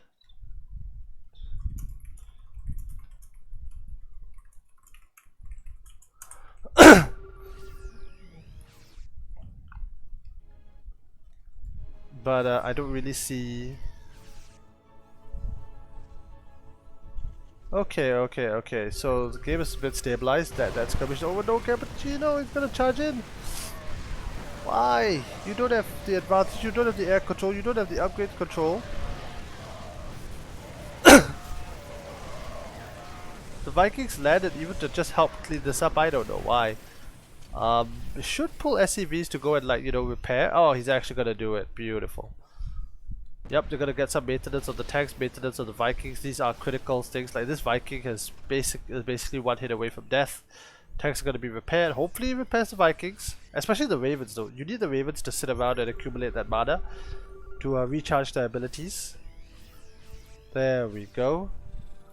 Okay, so the thing for CapPucCinO is that right now he's way ahead in workers, but he needs time to rebuild his tank count.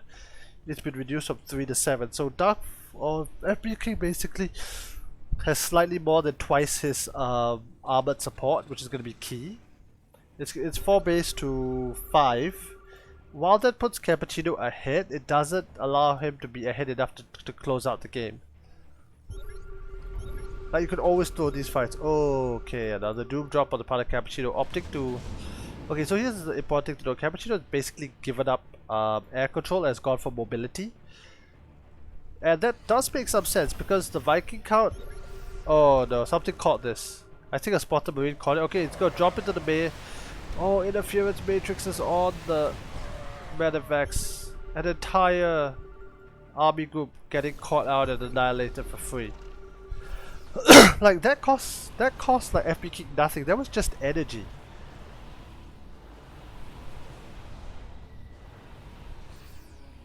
That was just energy. That was... What was that? Okay, a bit of a hell of a misfire, blowing up one of his own tanks. 25 tanks gone down for the part of CapPucCinO. Damn. I mean, I know that again. He's not going back. There's no armor core. Okay, he's running in again somewhat recklessly. Marines do clear out this zone. It looks like this is quite a thorn in the part of fbking's side. He's going to be able to get this base almost certainly. It doesn't matter as much because it's not a fresh mining base. Although taking down your enemy's eco is always nice. Okay, here comes the counter rally. Oh man, interference matrices going down. The Terran army being completely wiped out on the part of CapPucCinO. All right, all right. A good trade on the part of CapPucCinO, I do think. You know, knocking out this base, hampering fbking's economy. But again, the question the other day is how are you gonna stop? How are you gonna win this game? Because if there's a prolonged siege, it actually goes in favor of, yeah, you should just take out this okay, here we go. fbking's gonna come. Oh no, you should just blow up this refinery so that in future you can come down and like maneuver your way in here. Okay, okay, a very strong tank line coming up for the part of fbking. The no tanks on tanks on the high ground here would be amazing. Although CapPucCinO does have forces. Oh great, here we go. The Raven signaling the start of the attack. fbking not needing to siege. I'm just gonna use those tanks to shell through and take those beautiful tank kills. 3 kills, 0 kills. Okay, 2 kills,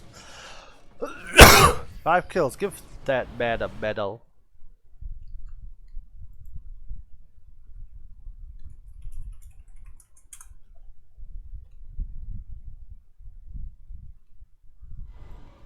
Okay, well the war goes on. fbking actually getting a medevacs, and there's a doom drop in the mid. Beautiful moves on the part of CapPucCinO. Not being able to take the frontal fight means you're gonna resort to guerrilla tactics, and it can work. You can wear down your Terran opponent this way. Although here's the thing, fbk have been taking a lot better trades, generally speaking. The one thing for fbk which I'm a bit concerned that CapPucCinO's economy has been essentially intact. I think CapPucCinO has lost a lot more, but he's mining a lot more. Unless this goes to a split map situation. Ah, here we go. fbk gonna launch the grand offensive. There are no tanks on this side of the map. Well, there's one tank desperately driving away at full speed. Oh, it's gonna ignore this base and go straight for the main. If you can, oh man, if CapPucCinO can get on production. Okay, we're in the quasi base trade here actually, because CapPucCinO's forces are now trying to break through fbking, but the forces of fbking are already all up in this main. Still a couple tanks here. Unsiege could be quite a problem, although here's the thing, fbking still has the high ground. Yep, he throws a bunch of marines, he does get it. SCVs moving, a panicking SCV moving forward, they're getting shot out. Let's see how the damage is on the other side. These tanks, oh man, you need to get up this ramp, you need to get up this ramp and start sieging. I wish fbking had a few more liberators, but he does not. Here's the thing, all the production for CapPucCinO is up here. If this is knocked out, all this money, all this back, it counts for nothing. You can't rebuild in time. Tanks are going to be shelling away at give or take everything. Marines charging forward, trying to get on top of the tanks. Very brave, but also suicidal. Oh dear. Oh, the Vikings are even going to land just to clean this up just a bit more. GG is called. So even though that looked close, it was really... It kind of wasn't, because here's the thing. There was still significant production left on the part of fbking, and CapPucCinO would not be able to break through here. Like he just wouldn't, to be honest. And if we look at the other side of the map, yeah, there's no way for CapPucCinO to reclaim his main base. He would need to rebuild production, and in that time it would have been over. Alright, I'm gonna take a short break, go to the toilet. Oh dear, wrong button. We'll be right back.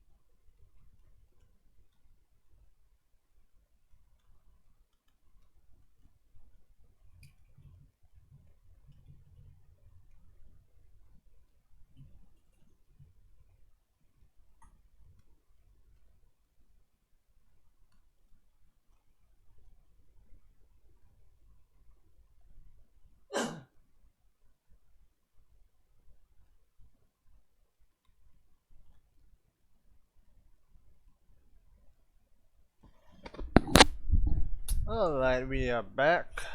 2 more replays to go.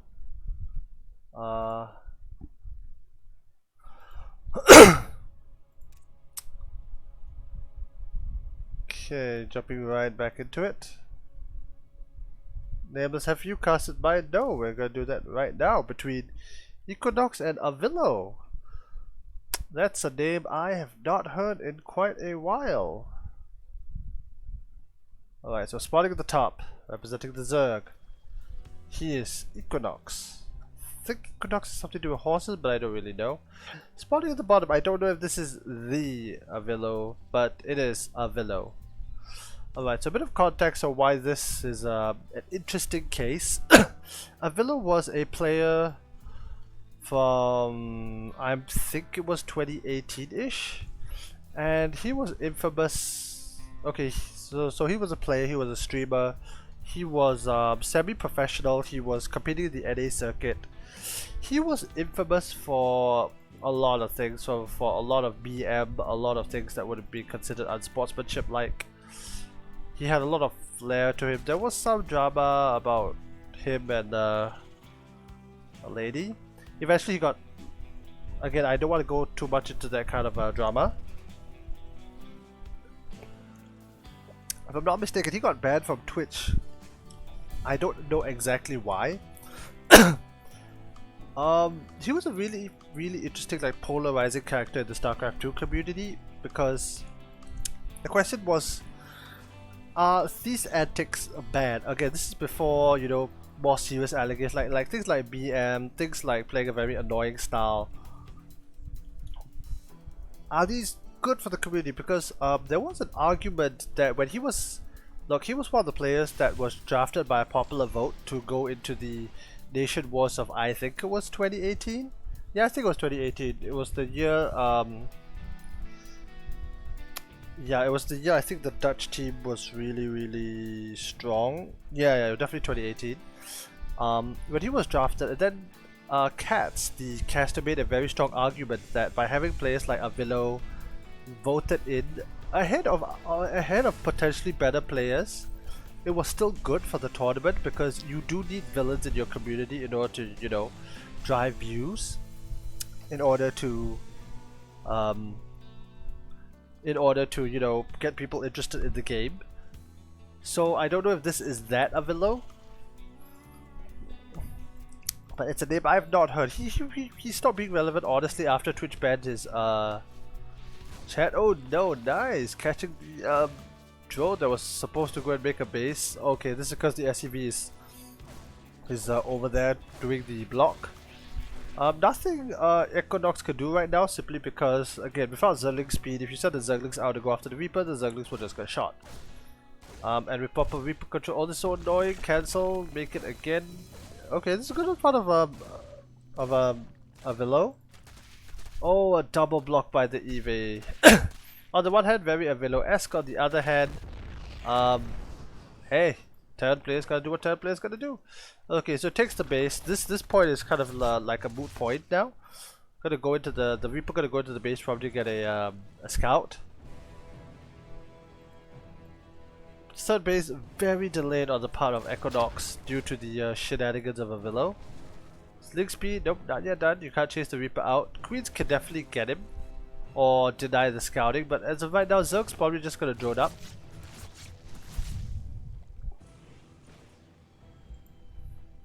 Go around the corners. Alright, so back home on the Terran side, it looks like it's gonna go for the Hellion opening. Probably the most common opening you kind of see in tournaments. Okay, it's gonna be a swap over. This could either be BCs or this could be Banshees. Let's see what it's gonna be. Probably Banshees. Yep, Banshees. Okay, Cloak. Wait. Banshee with Fusion Core? The Banshee has to be a fake, right? In which case, why are you making the Banshee? You could just make a Viking. At least the Viking goes out and kills Overlords in the meantime. If you're not gonna shimmer this, you're not even selling the fake. Unless you wanted the Fusion Core to be scouted. In which case, the Fusion Core should be like way sooner. Like, again, EquinOx comes in and sees everything. I don't know if he's gonna see the Fusion Core. Okay, he's busy fighting the Reaper Hellion anyway. He does see the fusion core when he looks at the base eventually. He cancels the Banshee, right? Yeah, cancels the Banshee. Such a weird choice. Again, if you wanted to sell Cloak Banshees, you need the thing. Anyway, Small Crawler should be coming down any moment now from the part of from EquinOx. But you could wait another few seconds to throw it down. It's not the most urgent of things. I hope he saw it. Right about now is when you want to start having it to be perfectly safe, at least at the 5-minute mark. Yep, here we go, spores. 3 spores, 1 for each base. Oh no, the drones. Actually, they are just driven upwards. They could definitely have gotten more drones than they currently did. Although at this angle, there might be a chance to escape. Oh no, the wraparound is good. Hellion's trying to drive through the links and they just cut. They got caught in the wheels, and just like that. And just like that, the Hellion force is being wiped out. This is actually huge because, apart from the fact that EquinOx have forgot to, yep, okay, send the drones back to mining. Like, that attack is normally comboed together with the BC in order to do maximum damage, because the idea of the BC, you just teleport it like into the main or go and attack another base. You don't have to micro it for very long, and instead you can micro your Hellions. The Zerg has to micro against it. Okay, BC jumps in right on the edge. Very conservative move. Of course, you don't want to lose the BC. It's more than Malkus. It's more than a carrier. Okay, going after not really that much. Being a bit indecisive. Oh no. It needs to be so careful. You don't want to lose to the BC. A lot of Brendas are gonna come in, or Queens to come in to intercept it. Creep doesn't extend all the way to the edge of the base. BC got 3 kills, a few drones at the end. It's not really that much. Again, with the Hellions gone. With the Hellions gone, there's very little done. I think maybe Queen should intercept very good on the part of EquinOx. I think there was a chance that the BC could have sniped down the hatchery.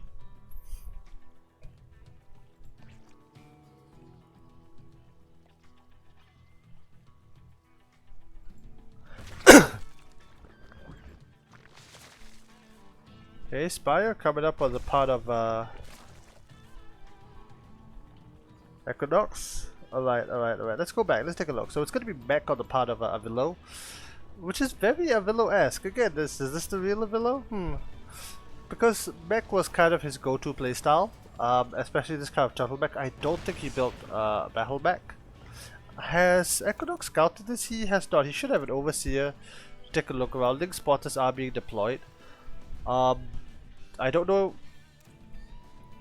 Yeah, he still has no idea it's mech. But the Spire is good in mech in any case. There are baits, so there's of course, you know, baiting nest. I mean, it's more of a bio response, but it's not bad against mech. It's potentially very inefficient. And if you knew it was mech, you'd probably, you know, mech go up harder, go up to 100 drones, so that you could just smother the Terran before he takes a false base, or when Terran moves out. So you could play against mech. It's a lot more challenging. It's a lot more challenging because it kind of changes the way you play. Because most of the time, Terran, when they play bio, it's about going out, it's about being aggressive. This flips on its head. Pick even called it like the 4th race. Because even though you're playing with fundamentally the same units, it's a very different playstyle. Now, the thing about Mutas is that against mech, it's not bad. Even against BC mech, it's not bad because Mutas can jump in. There's not that much of shoot-ups. Thors are good, Widowmines are good, but there's none of that on the field.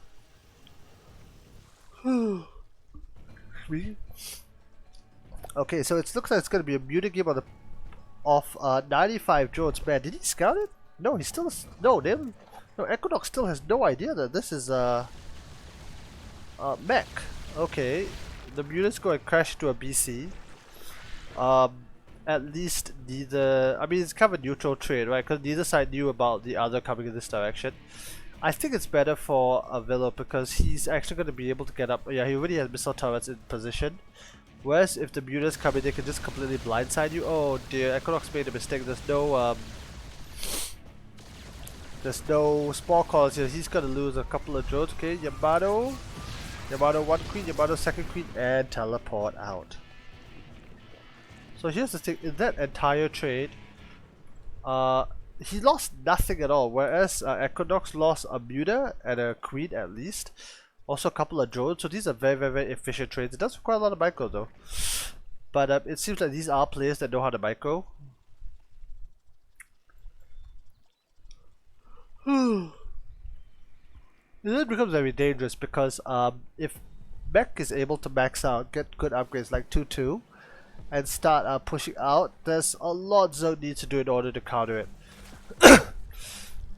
Furthermore, it's very hard for Zerg to break these positions. I say that, and then here come the mutas. Are they able to get on the missile turret? Yes, there are. No Widow Mines on the part of Avilo. This could be the first game back. A star comes out, but it's going to be magic box, then it disappears into the box. Hellions, BCs coming back. Cyclones are not too bad. These lockouts are painful. This is quite a bit of damage. Oh no, getting these armies would be huge, but I don't think... Yeah, EquinOx is not going to stick around. Like, it costs too much to snipe these armies at the cost of your entire thing. At the cost of your entire unit block. Oh no, a huge offensive on the other side. Tanks are being wiped out. Bays are going to go for the middle line. This is going to be very painful for the part of Avilo. All the SCVs getting chewed apart by the Zerglings one at a time. The planetary fortress desperately firing and reloading its cannons. Bays popping everywhere. And just like that, 20 odd SCVs going down. Battlecruiser is TPing back to the main in order to try and defend against the mutas. Oh dear, oh dear. Like, here's the thing, like, this is the kind of place that EquinOx needs to be making. It's the kind of place where you go and you disrupt the Terran economy. You say, no, you are not getting to that unlimited mech army. Even though it's mech and even though it's more gas heavy, you still need, like, money for these Hellions and Hellbats. You need money for missile turrets, and here's the thing, the Zerg is very much in control of the game. And with the Zerg on 96 freaking workers, you can afford to make inefficient trades. You can afford to, like, lose more. Like, if we look at the units lost, Zerg has lost more resources because if you count the gas, but realistically, Zerg can afford to lose these resources, Terran can't. I think it's just going to throw in another wave here, try to get whatever he can. Looks like it's going to try and slide on SCVs. Mutas are going to come in here. There is a couple of Thors, and the muta count and the upgrades have been a bit stagnant. The army's drawn out position. Missile turrets going down. Here comes the attack again on the eastern flank. It's now going to be a 2-front. Oh, ignoring the... Oh, here comes an Ultra to boot too. Cap is not done. Oh, the mains going in for the SCVs. Although most of them die on a missile turret, but it does get the planetary. And with that, the Zerg backs off. A very strategic Zerg play. Fully maxed. What does this army consist of? Ultras, a bunch of mutas, a lot of drones. I mean, ironically, one thing by having a low worker count is that if Avilo's army is actually bigger, significantly bigger, because there are a lot of workers on the part of Zerg, but he's now stepping on to creep. Corruptors are coming out, a whole bunch of purchases being made for EquinOx. He's going to try and use that war economy to his advantage, but he needs to be able to contest. One thing good about this is that there are no tags. Bays are going to do beautifully against this. So are the Ultras actually. No Liberators, no nothing. Okay, going back to the middle line, coming forward. The Banes connect beautifully. The tanks come and siege a bit too late. All of the Hellbats getting washed away in the tide of acidic greed. But will it be enough? Corruptors coming in. The Battlecruisers are not TPing out. One is going to go down. A second one is going to go down. The mech army is not going to be able to defeat this. Oh wait, it is. It actually is. This base is forfeit. The mech army just has enough to break through now. A whole bunch of Zerglings, 60 to be precise, and a whole bunch of Ultras are going to come out. Zerg is going to lose a base, but he hasn't lost any hasn't lost that many drones, and he can afford to lose a base. This game is still in favor of the Zerg. The thing about Terran is that it's going to take a while to remax. Nope, just decides to go for it and chew through the tanks. Did he get a Adrenal? Yeah, he's got a Adrenal, so reduces through the armor and allows it to smash through. It's still a tight game, but look at the army supply. It's very similar. Oh no, an Ultra is getting caught out and gunned down by these big giant killers. The real answer to the Thors are going to be the Lings, and there's not enough Hellion Hellbat in order to deal with it. Cyclones now? Are you sure? Queens are actually coming in to fight the Battlecruisers. The last few Ultralisk are going to be slicing and hacking away. Corruptors are coming back, BC's going down, and see, here's the thing. Zerg can afford to remax. Zerg can afford to rebuild this eventually, right? Even Link streaming in one at a time, they're going to be doing enough damage to the Terran army that it can be driven back. Injects are probably kind of bad right now. Yep, injects are very low right now. This is Yeah, there. This ultra should be able to take care of it. Take care of one, take care of two. Yep, more ultras coming in. Chop, chop, chop. Swipe, swipe, swipe. Remove it from my sight. Now, one thing that this attack has allowed Avilo to do is that it's allowed him to take his 4th base to re-establish mining and resources on his eastern flank. The issue is that he's traded his entire army. Now he needs to play very magnificently and very decisively. I'm not sure about going into this battle mech army as the solution. No more souls coming out. He needs to respect the potential of mutas. Is there a muta left on the field? No, there isn't. A muta tech switch right now on the part of EquinOx would be devastating to Avilo. That being said, EquinOx, despite being on 85 workers, is spending a lot of that money. He's remaxing. He's probably gonna go again. If I'd wager, he's gonna brute force one of the positions, either the western or the eastern flank. Probably the eastern flank out of luck. Otherwise, he could wait. He's waiting for another melee research to finish. What is that melee right now? Oh, that's +3 melee. Oh boy. Yeah, Avilo's only now getting okay, he's gotten +3 weapons, he's now getting +3 armor. He's been strapped for cash this entire match. He's now got a Widow Bites, which is going to work beautifully. Well, here's the thing, Widow Bites are generally better in bio, because with bio you have Marines to counter. It still can work with mech, although Mind Drags are still a thing. This Spell Mech Force, I mean, it's nice, it does allow you to push back creep. Maybe that's Avilo's plan, you know, have a strong core mech army and then have a harassing force out on the map to try and deal. Oh, these Widow Bites are going to be so annoying. The Tunneling Claws. Did he get Tunneling Claws? He did not. These are army Widow Bites. Oh no, the Corruptors. The Air Force being caught out by the ground forces. And here's the thing about Battle Mech, you can run away. The things are gonna try and get some sort of wraparound. Beautiful micro on both sides to try and maximize the advantage. Okay, the Zerg army chooses to disengage. No more BCs being built, it's just gonna be pure mech from here on out. I do miss the days of Thor medevac harass, but Valkyrie kind of supplemented that. Alright, Zerg can no longer break this position, it's too difficult now. The thing most worrying for Avilo is that his bases are going to be running dry. Zerg has established new bases on the flank, rebuilt the base that the Terran was able to destroy. Zerg's got resources. Actually, Avilo's actually floating a lot of money. But here's the thing, this is one remax and you're done. Zerg also has a remax in the bank as well. And he needs to decide, because this is getting very annoying for the part of Zerg. Like, there's a strong core mech army which he probably should destroy, but there's also a marauding battle mech army which could hit his bases. Okay, he's moving further south. He's gonna go for a flank. There's no anti-Zergling stuff here, Bo. There's no anti-Zergling stuff. Here the Ultras, despite being slightly inefficient, are more than enough to cleave through the armored Thors. The battle mech army is going up here. It's gonna find a base. But here's the thing. Zerg, even by losing this base, is still fine in the game economically. Killing all these workers would be good. Oh, Infestors. Getting quite a bit of damage. The drone count is going to be dropping to the point that's equal with the Terran. Not something that EquinOx wants. But again, he did wipe out the entire mech army. But here's the thing, the Hellion state, thankfully, well, for Avilo at least, the Cyclones are made it back to base. Preferably should get some repairs, but that's generally not how things work. Okay, a whole bunch of links being made. Avilo has spanned his back. He's remaxing on a whole bunch of 3 Thors, a Battlecruiser, air weapons. Air weapons also coming down on the part of EquinOx. He hasn't gotten +1. He hasn't gotten a +1 missile, although he feels he doesn't need it. A few Corruptors not realizing that they're inside missile range. Here comes the entire Zerg army, a massive Ultralisk. He now has Infestors in order to assist in the fighting. Probably Neuro Parasite. Yep, he's got Neuro Parasite. That could just knock out the Thors. Corruptors in the air to stop things like Battlecruisers from ruining his day. And with that, a whole bunch of SCVs going down. These players are playing on a fundamentally lower economy. This base is being re-established. It'll get back up and running. EquinOx does need to shut down this base, because if this base is allowed to stand, the mech army has a chance of rebuilding. If he knocks out that base and keeps it down, this Avilo will just run out of cash. He's not going to have the minerals.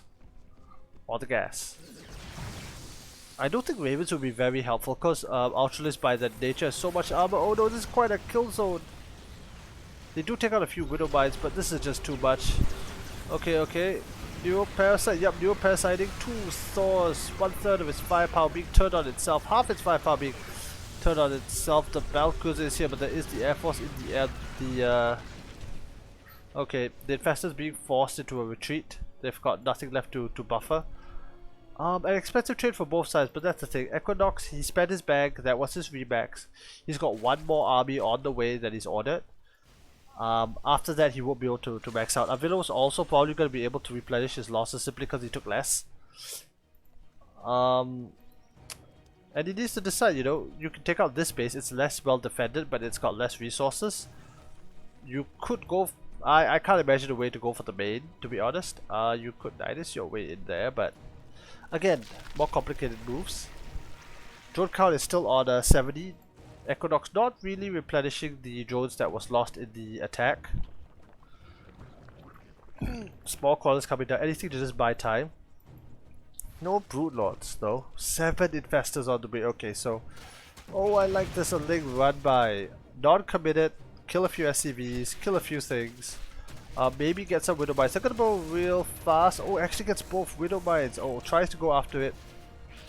Oh, nice. He sets individual links in here in order to trigger the Widow Mines. And here's the thing, the Widow Mines are now down, like these depots will forfeit. Of course, the main mech army has turned up in order to defend. Good Widow Mine connections on the western flank, however. A really long and drawn out game overall. A bunch of Bailings in here would be devastating, but that's the thing, right?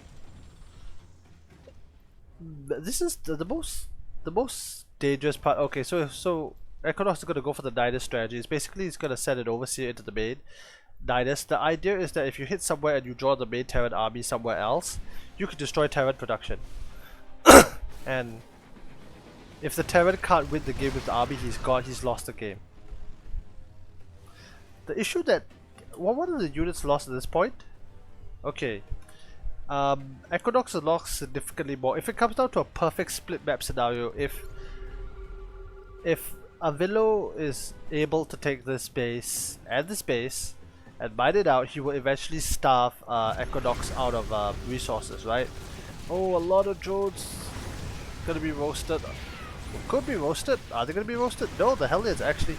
Ooh, good Widow Mine connection on a bunch of other links. Avilo at the end of this game is fighting pretty good trades. Oh, for Vipers now being added to the mix for EquinOx.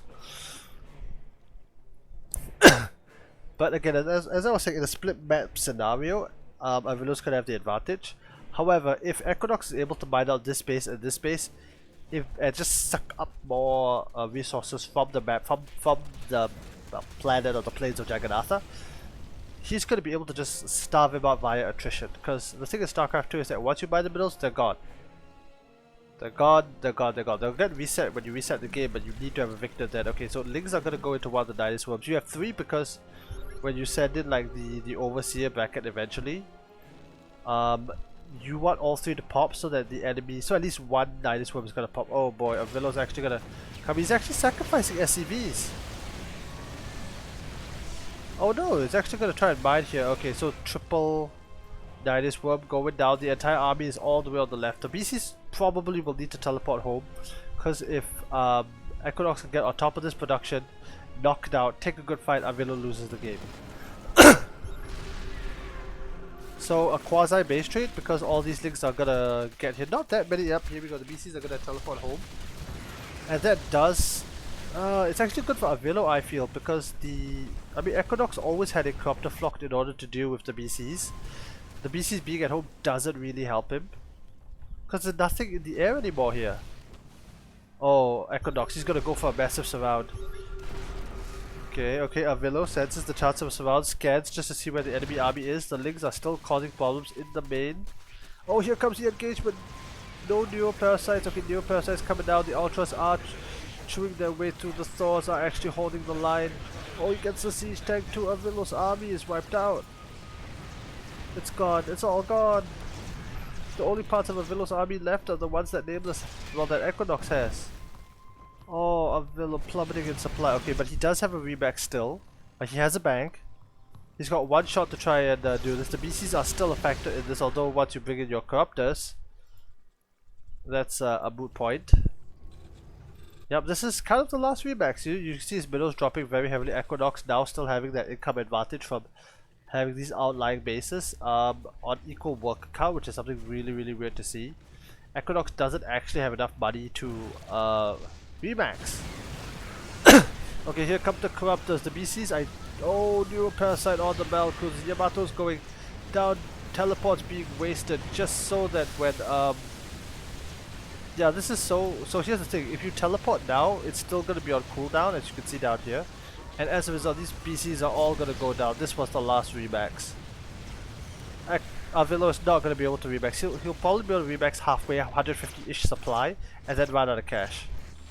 This base is by down. Avilo needs to take this base in order to win. But here's the thing, there's nothing here, there are no defenses. Missile turrets have gone down. You need to float over probably an orbital. There's some minerals, there's 5 minerals here, that's not even worth a mule. Here is completely mined out. You need to, yeah, he needs to float over an orbital. He can't even have a planetary fortress there. No, he's gonna rebuild the base, he doesn't have the money. I guess he wants that planetary fortress, or he's just running on autopilot. Oh, I'm not sure if EquinOx. Okay, very good. He takes the last fight, it's almost over, there's nothing left for Avilo, he's got no money. He can't even repair half the units. Swords are going to be firing on ultras, both sides on 3-3. I'm just gonna, these last ultras are going to shoot to everything more Nidus worms going down. There was never an air force to deal with this. The air force had been destroyed long ago, GG will be called soon enough, although knowing Avilo, he could stick in the game pretty long. No, he does not. GG is called.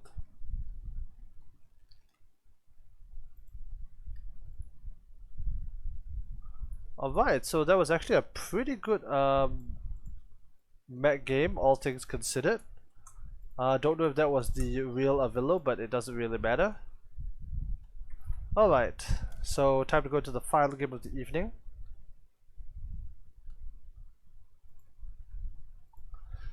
So to end it off, we've got something quite interesting. We have a 3v3.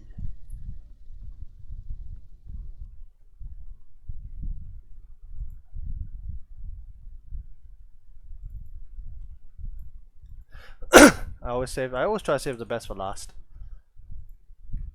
Alright, so spawning down at the bottom, the southern team. It is me, guy. Playing random, and I got Zerg. On my western side is RyeDraLisk or Rye. And north of my position, also on my team, it is Platinum Heroes ToonGragon. Now, for the northern team, it is the Protoss TIIIDIe, the Zerg, choogran. I really mean this is their Korean name. And in the top corner, it is fpsRules. Alright, so the reason I cast this game is, especially I like casting 3v3 and 4v4 even when I'm in it, is because even though I know the outcome of the game, even though I remember, there's just so much happening on like multiple areas, in multiple zones, that there's definitely action I missed, there's definitely cool tricks that I missed out. And it's just normally worth casting because you get to see certain synergies that you don't get to see in others. Like when I play 2v2 and with my friend and I go Terran Zerg, I always go bio and focus on mass medevacs because the medevacs can heal like the roaches and heal other things. Alright, so a pretty vivid matchup via both sides. So it looks like fpsRules is going for 2 gateway, which is the standard PvP opening. I do think if you're playing team games, team games, you should definitely go for the safest opening, which is the mirror matchup opening, simply because there's just so much more you need to be aware of. There's so much more you need to be considerate of. Now, another thing on team games I think is worth mentioning, actually is going for the high ground CC, is the nature of the map. So team games, honestly, the maps are not as nice or as well designed as the 1v1 ones. There's certainly a lot of things that could be improved. We haven't gotten a 2v2 map rotation in over a year, I'd say for 3v3. So the thing about the maps is that you always need to decide as a Zerg, especially as a Zerg, where are you going to take, because what creep are you going to get. I remember this game distinctly that, oh yeah, this is a ToonGragon who misread the loading screen. Again, there's been multiple games, even in 2v2, that I read the loading screen and I'm like, okay, wait, who are we going up against? Because things like walling off does make a difference. It looks like ToonGragon is going to get a Robo, and RyeDraLisk Scout is going to see everything, thankfully. Oh no, it goes back, gets caught by the Adept. Stalkers by fpsRules working with the Adept of TIIIIDIe. Our army be scrapping. Yep, an Overlord here. Again, things like this map, like, you're not so sure where the safe spots are. You need to be mindful of that. A little bit of a move out by the northern team. Honestly, as a Zerg, I got the worst. Okay, so let's go back to the map. Honestly, as a Zerg, I got the worst position because it's very hard for me to spread creep. Because if I spread creep here or here, it means that my allies can't take this base. Probably the best approach was that I claim like all the bases and then the Terror takes the one outside. But that makes it very hard to defend. It makes it very, very hard to rally to. The Zerg here is not too bad because Zerg can spread creep out the door and through here and just take like the bases down here. Protoss can expand here or take expansions, it doesn't really matter. So it looks like ToonGragon is going for a signature mech. RyeDraLisk looking quite bio-y but without stem there's no confirmation. ToonGragon in fact going for battle mech. On the other side of the field, TIIIDIe is going for Robotech. A very nice ring of defenses around here.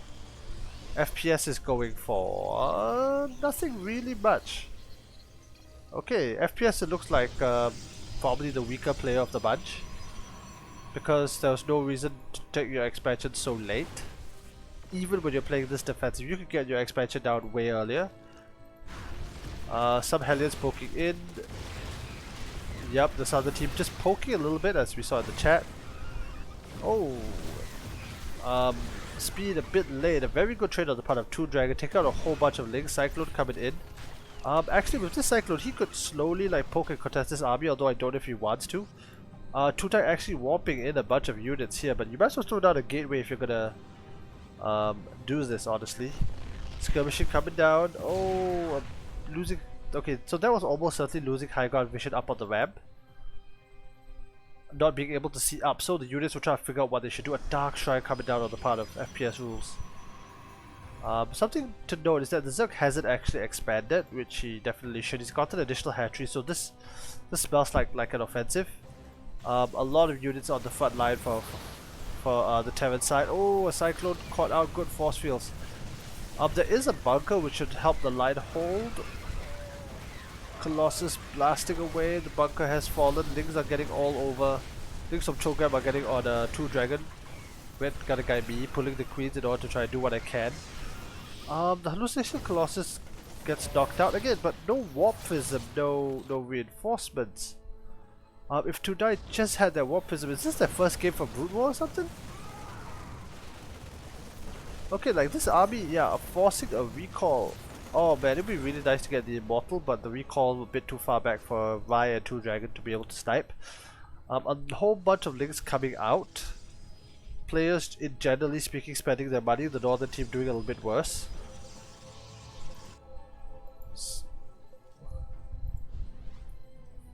Alright, it looks like the game is stabilizing. That attack didn't work, which puts the southern team in a theoretical lead. That being said, ToonGragon is the first to expand outside of the base. So here's the thing about this map, Bone Temple.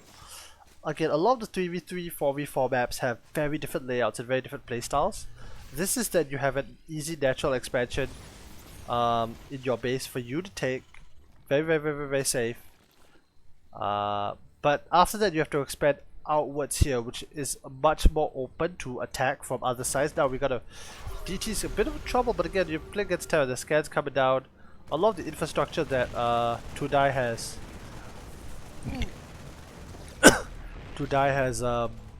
built is going to be shut down by RyeDraLisk. A lot of, well, here's the weird part to me, right? There's a lot of units now on the map for TIIIDIe, but there's no warp prism. I don't really see like a reason and direction. Well, okay, so here's what I did in this game since I'm here, right? Like, I couldn't take other bases, so I figured that I'll actually use the Nidus as Blizzard intended, and use it to reinforce and transfer workers from base to base, and to try and take these hidden expansions. Like the northern team, Evolution complete. okay, actually don't know. Yeah, the northern team has no idea that these bases are here,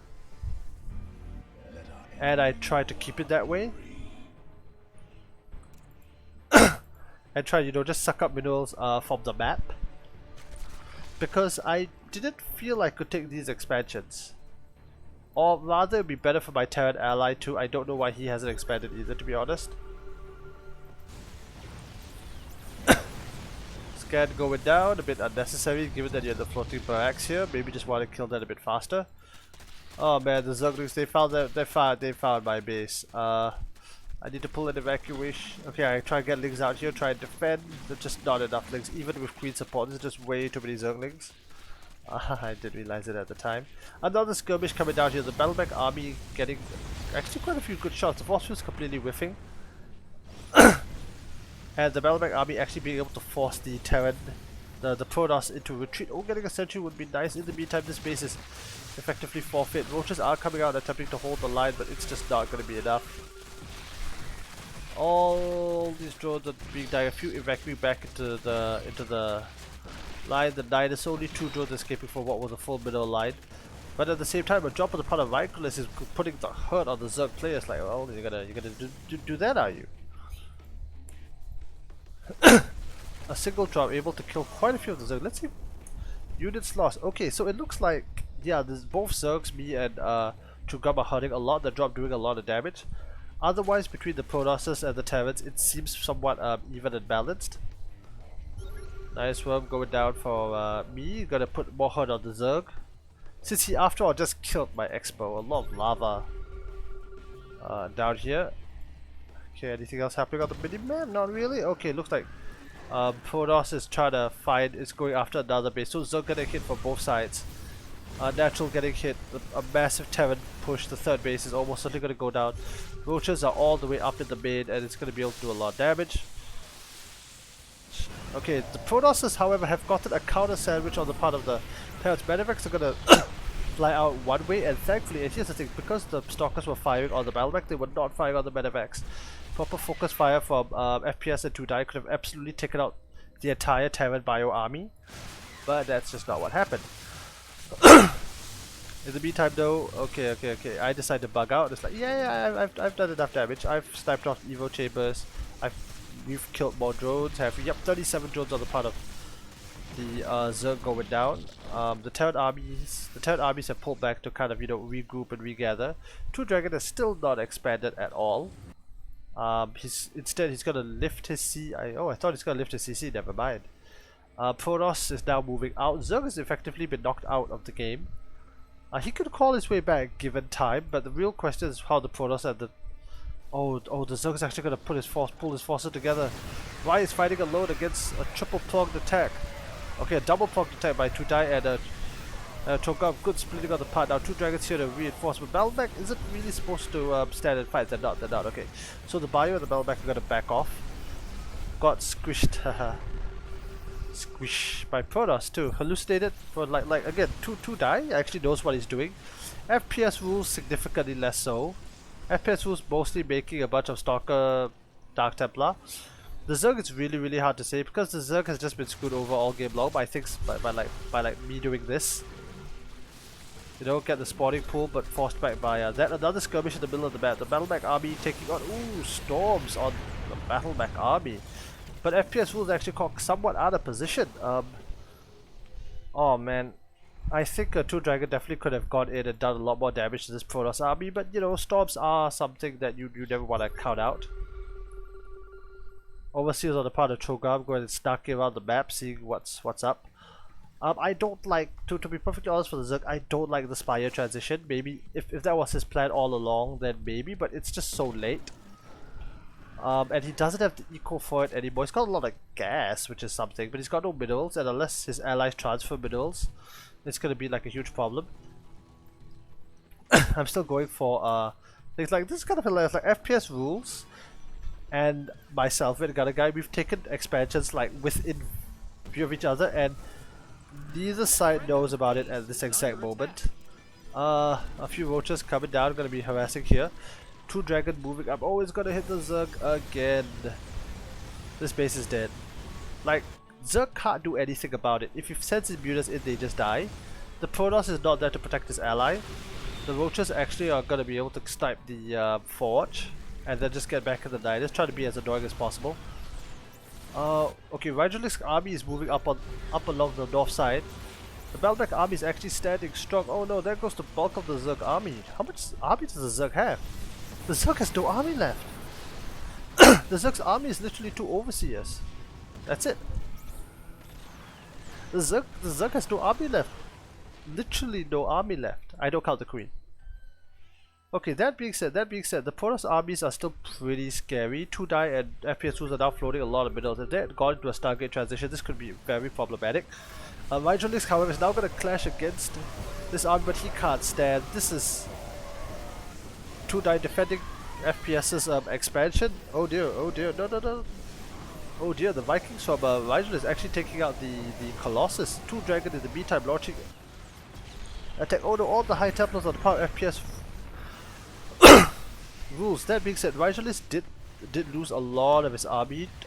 It did trade out for TIIIDIe's army, but this could allow ToonGragon battle back to get something done.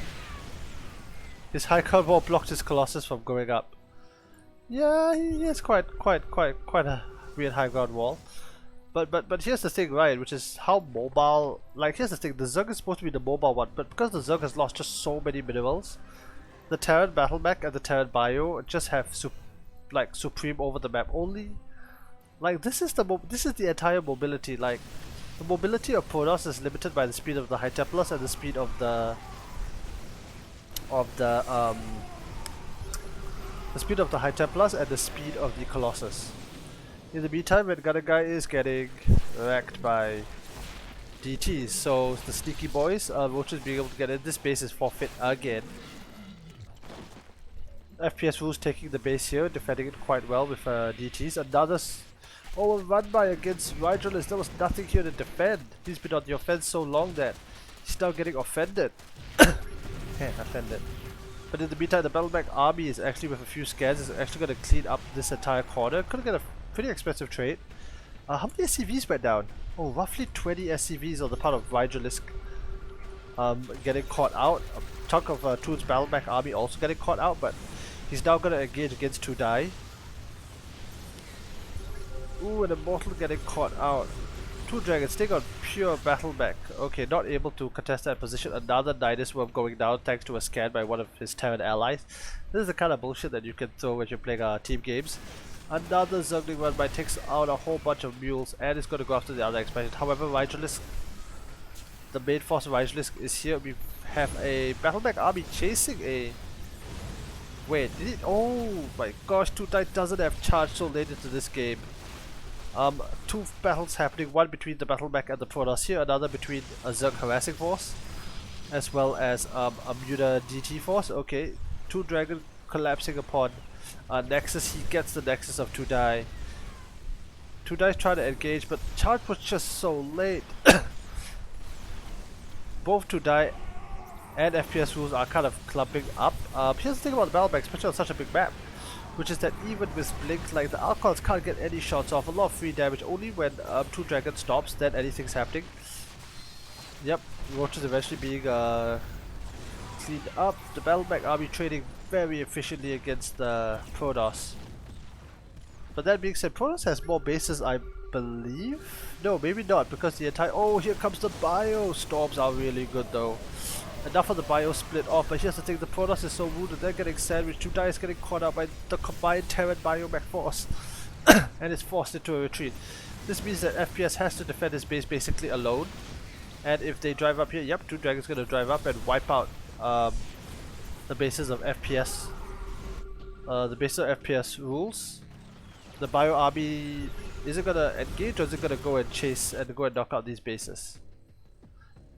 Oh, the Colossus card was reset. There's no splash. The only splash that the northern team have is 2 Archons. That's it. There's no Banes. There's nothing else. These bases are going to be sacked on the part of Okay, both the armies decide to come and sack these bases rather than pushing forward. Oh, the Mutas! The Mutas going home and putting the hurt on RyeDraLisk. They could actually just float into mid and kill a lot. RyeDraLisk doesn't have that much money. To be honest, we've got a guy floating an insane amount of money that he in part can't spend, in part bad macro. Mostly bad macro, let's be honest. He should have really transferred a lot to his allies. The Mutas are good. They are countering the mobility, but again, the Mutas can't even fight these mobile armies. He's gonna try a combined Zerg force. ToonGragon. ToonGragon leaves his ally RyeDraLisk. It's mostly Marauders. There's no anti-air. A lot of the medevacs going down. A very disorganized retreat leading to heavy losses. Okay, here comes the re-rally. Quite a couple of Mutas going down. A good trade right at the very end. The thing is that ToonGragon is at least establishing another base. Planetary Fortress is going to be very hard for the enemy to wipe that out. We've got a guy actually transferring all his workers to these new bases and has spent his bank, to be honest. Gonna try and get up that gas count. The Mutas is still being very annoying. Oh man, RyeDraLisk, he has not replenished his missile towers. He doesn't have the money to anyway, but there's another scuffle happening. Another base on the part of TIIIIDIe is gonna go down.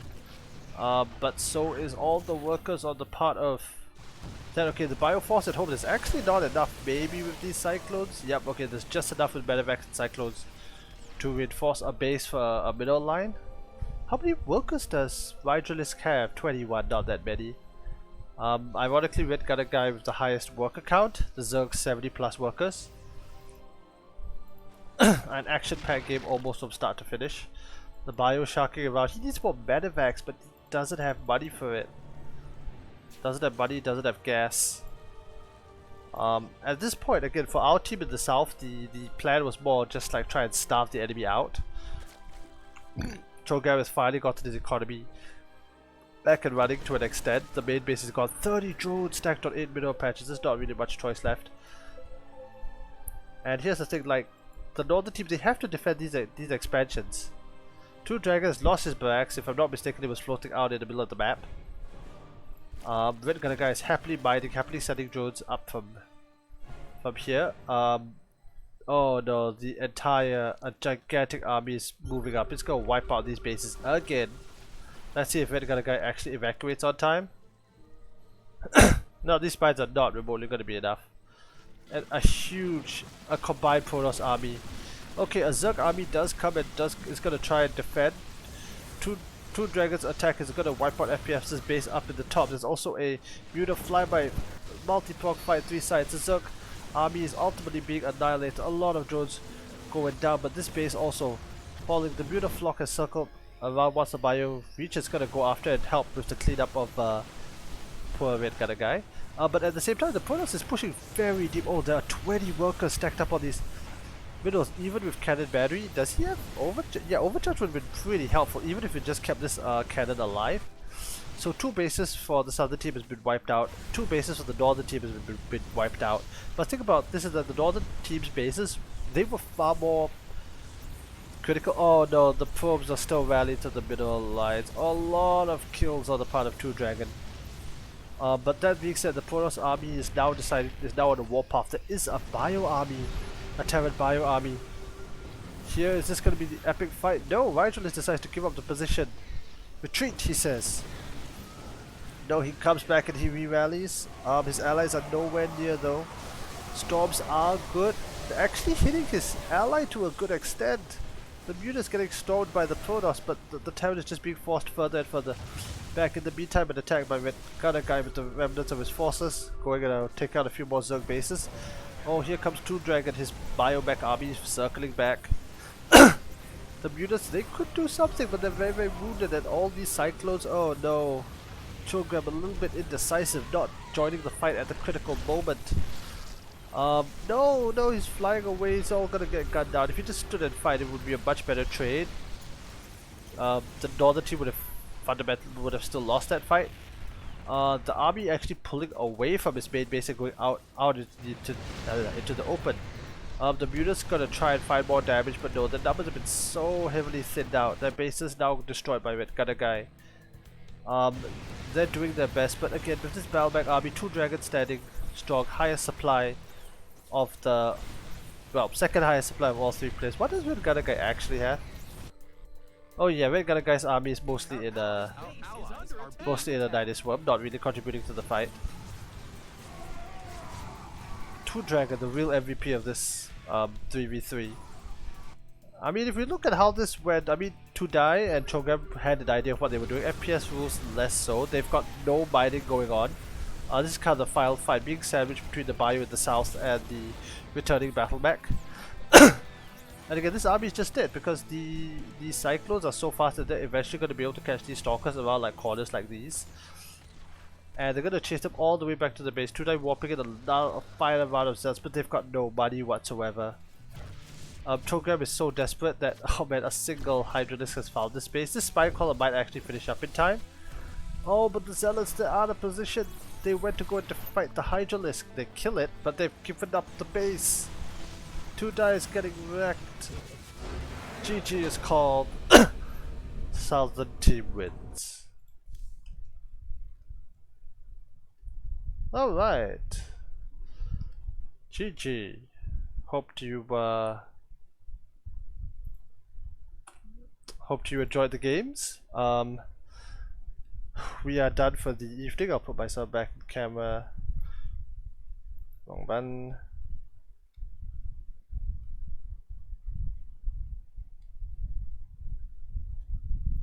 Yep, again, this is just about the end of the stream. Thanks for watching.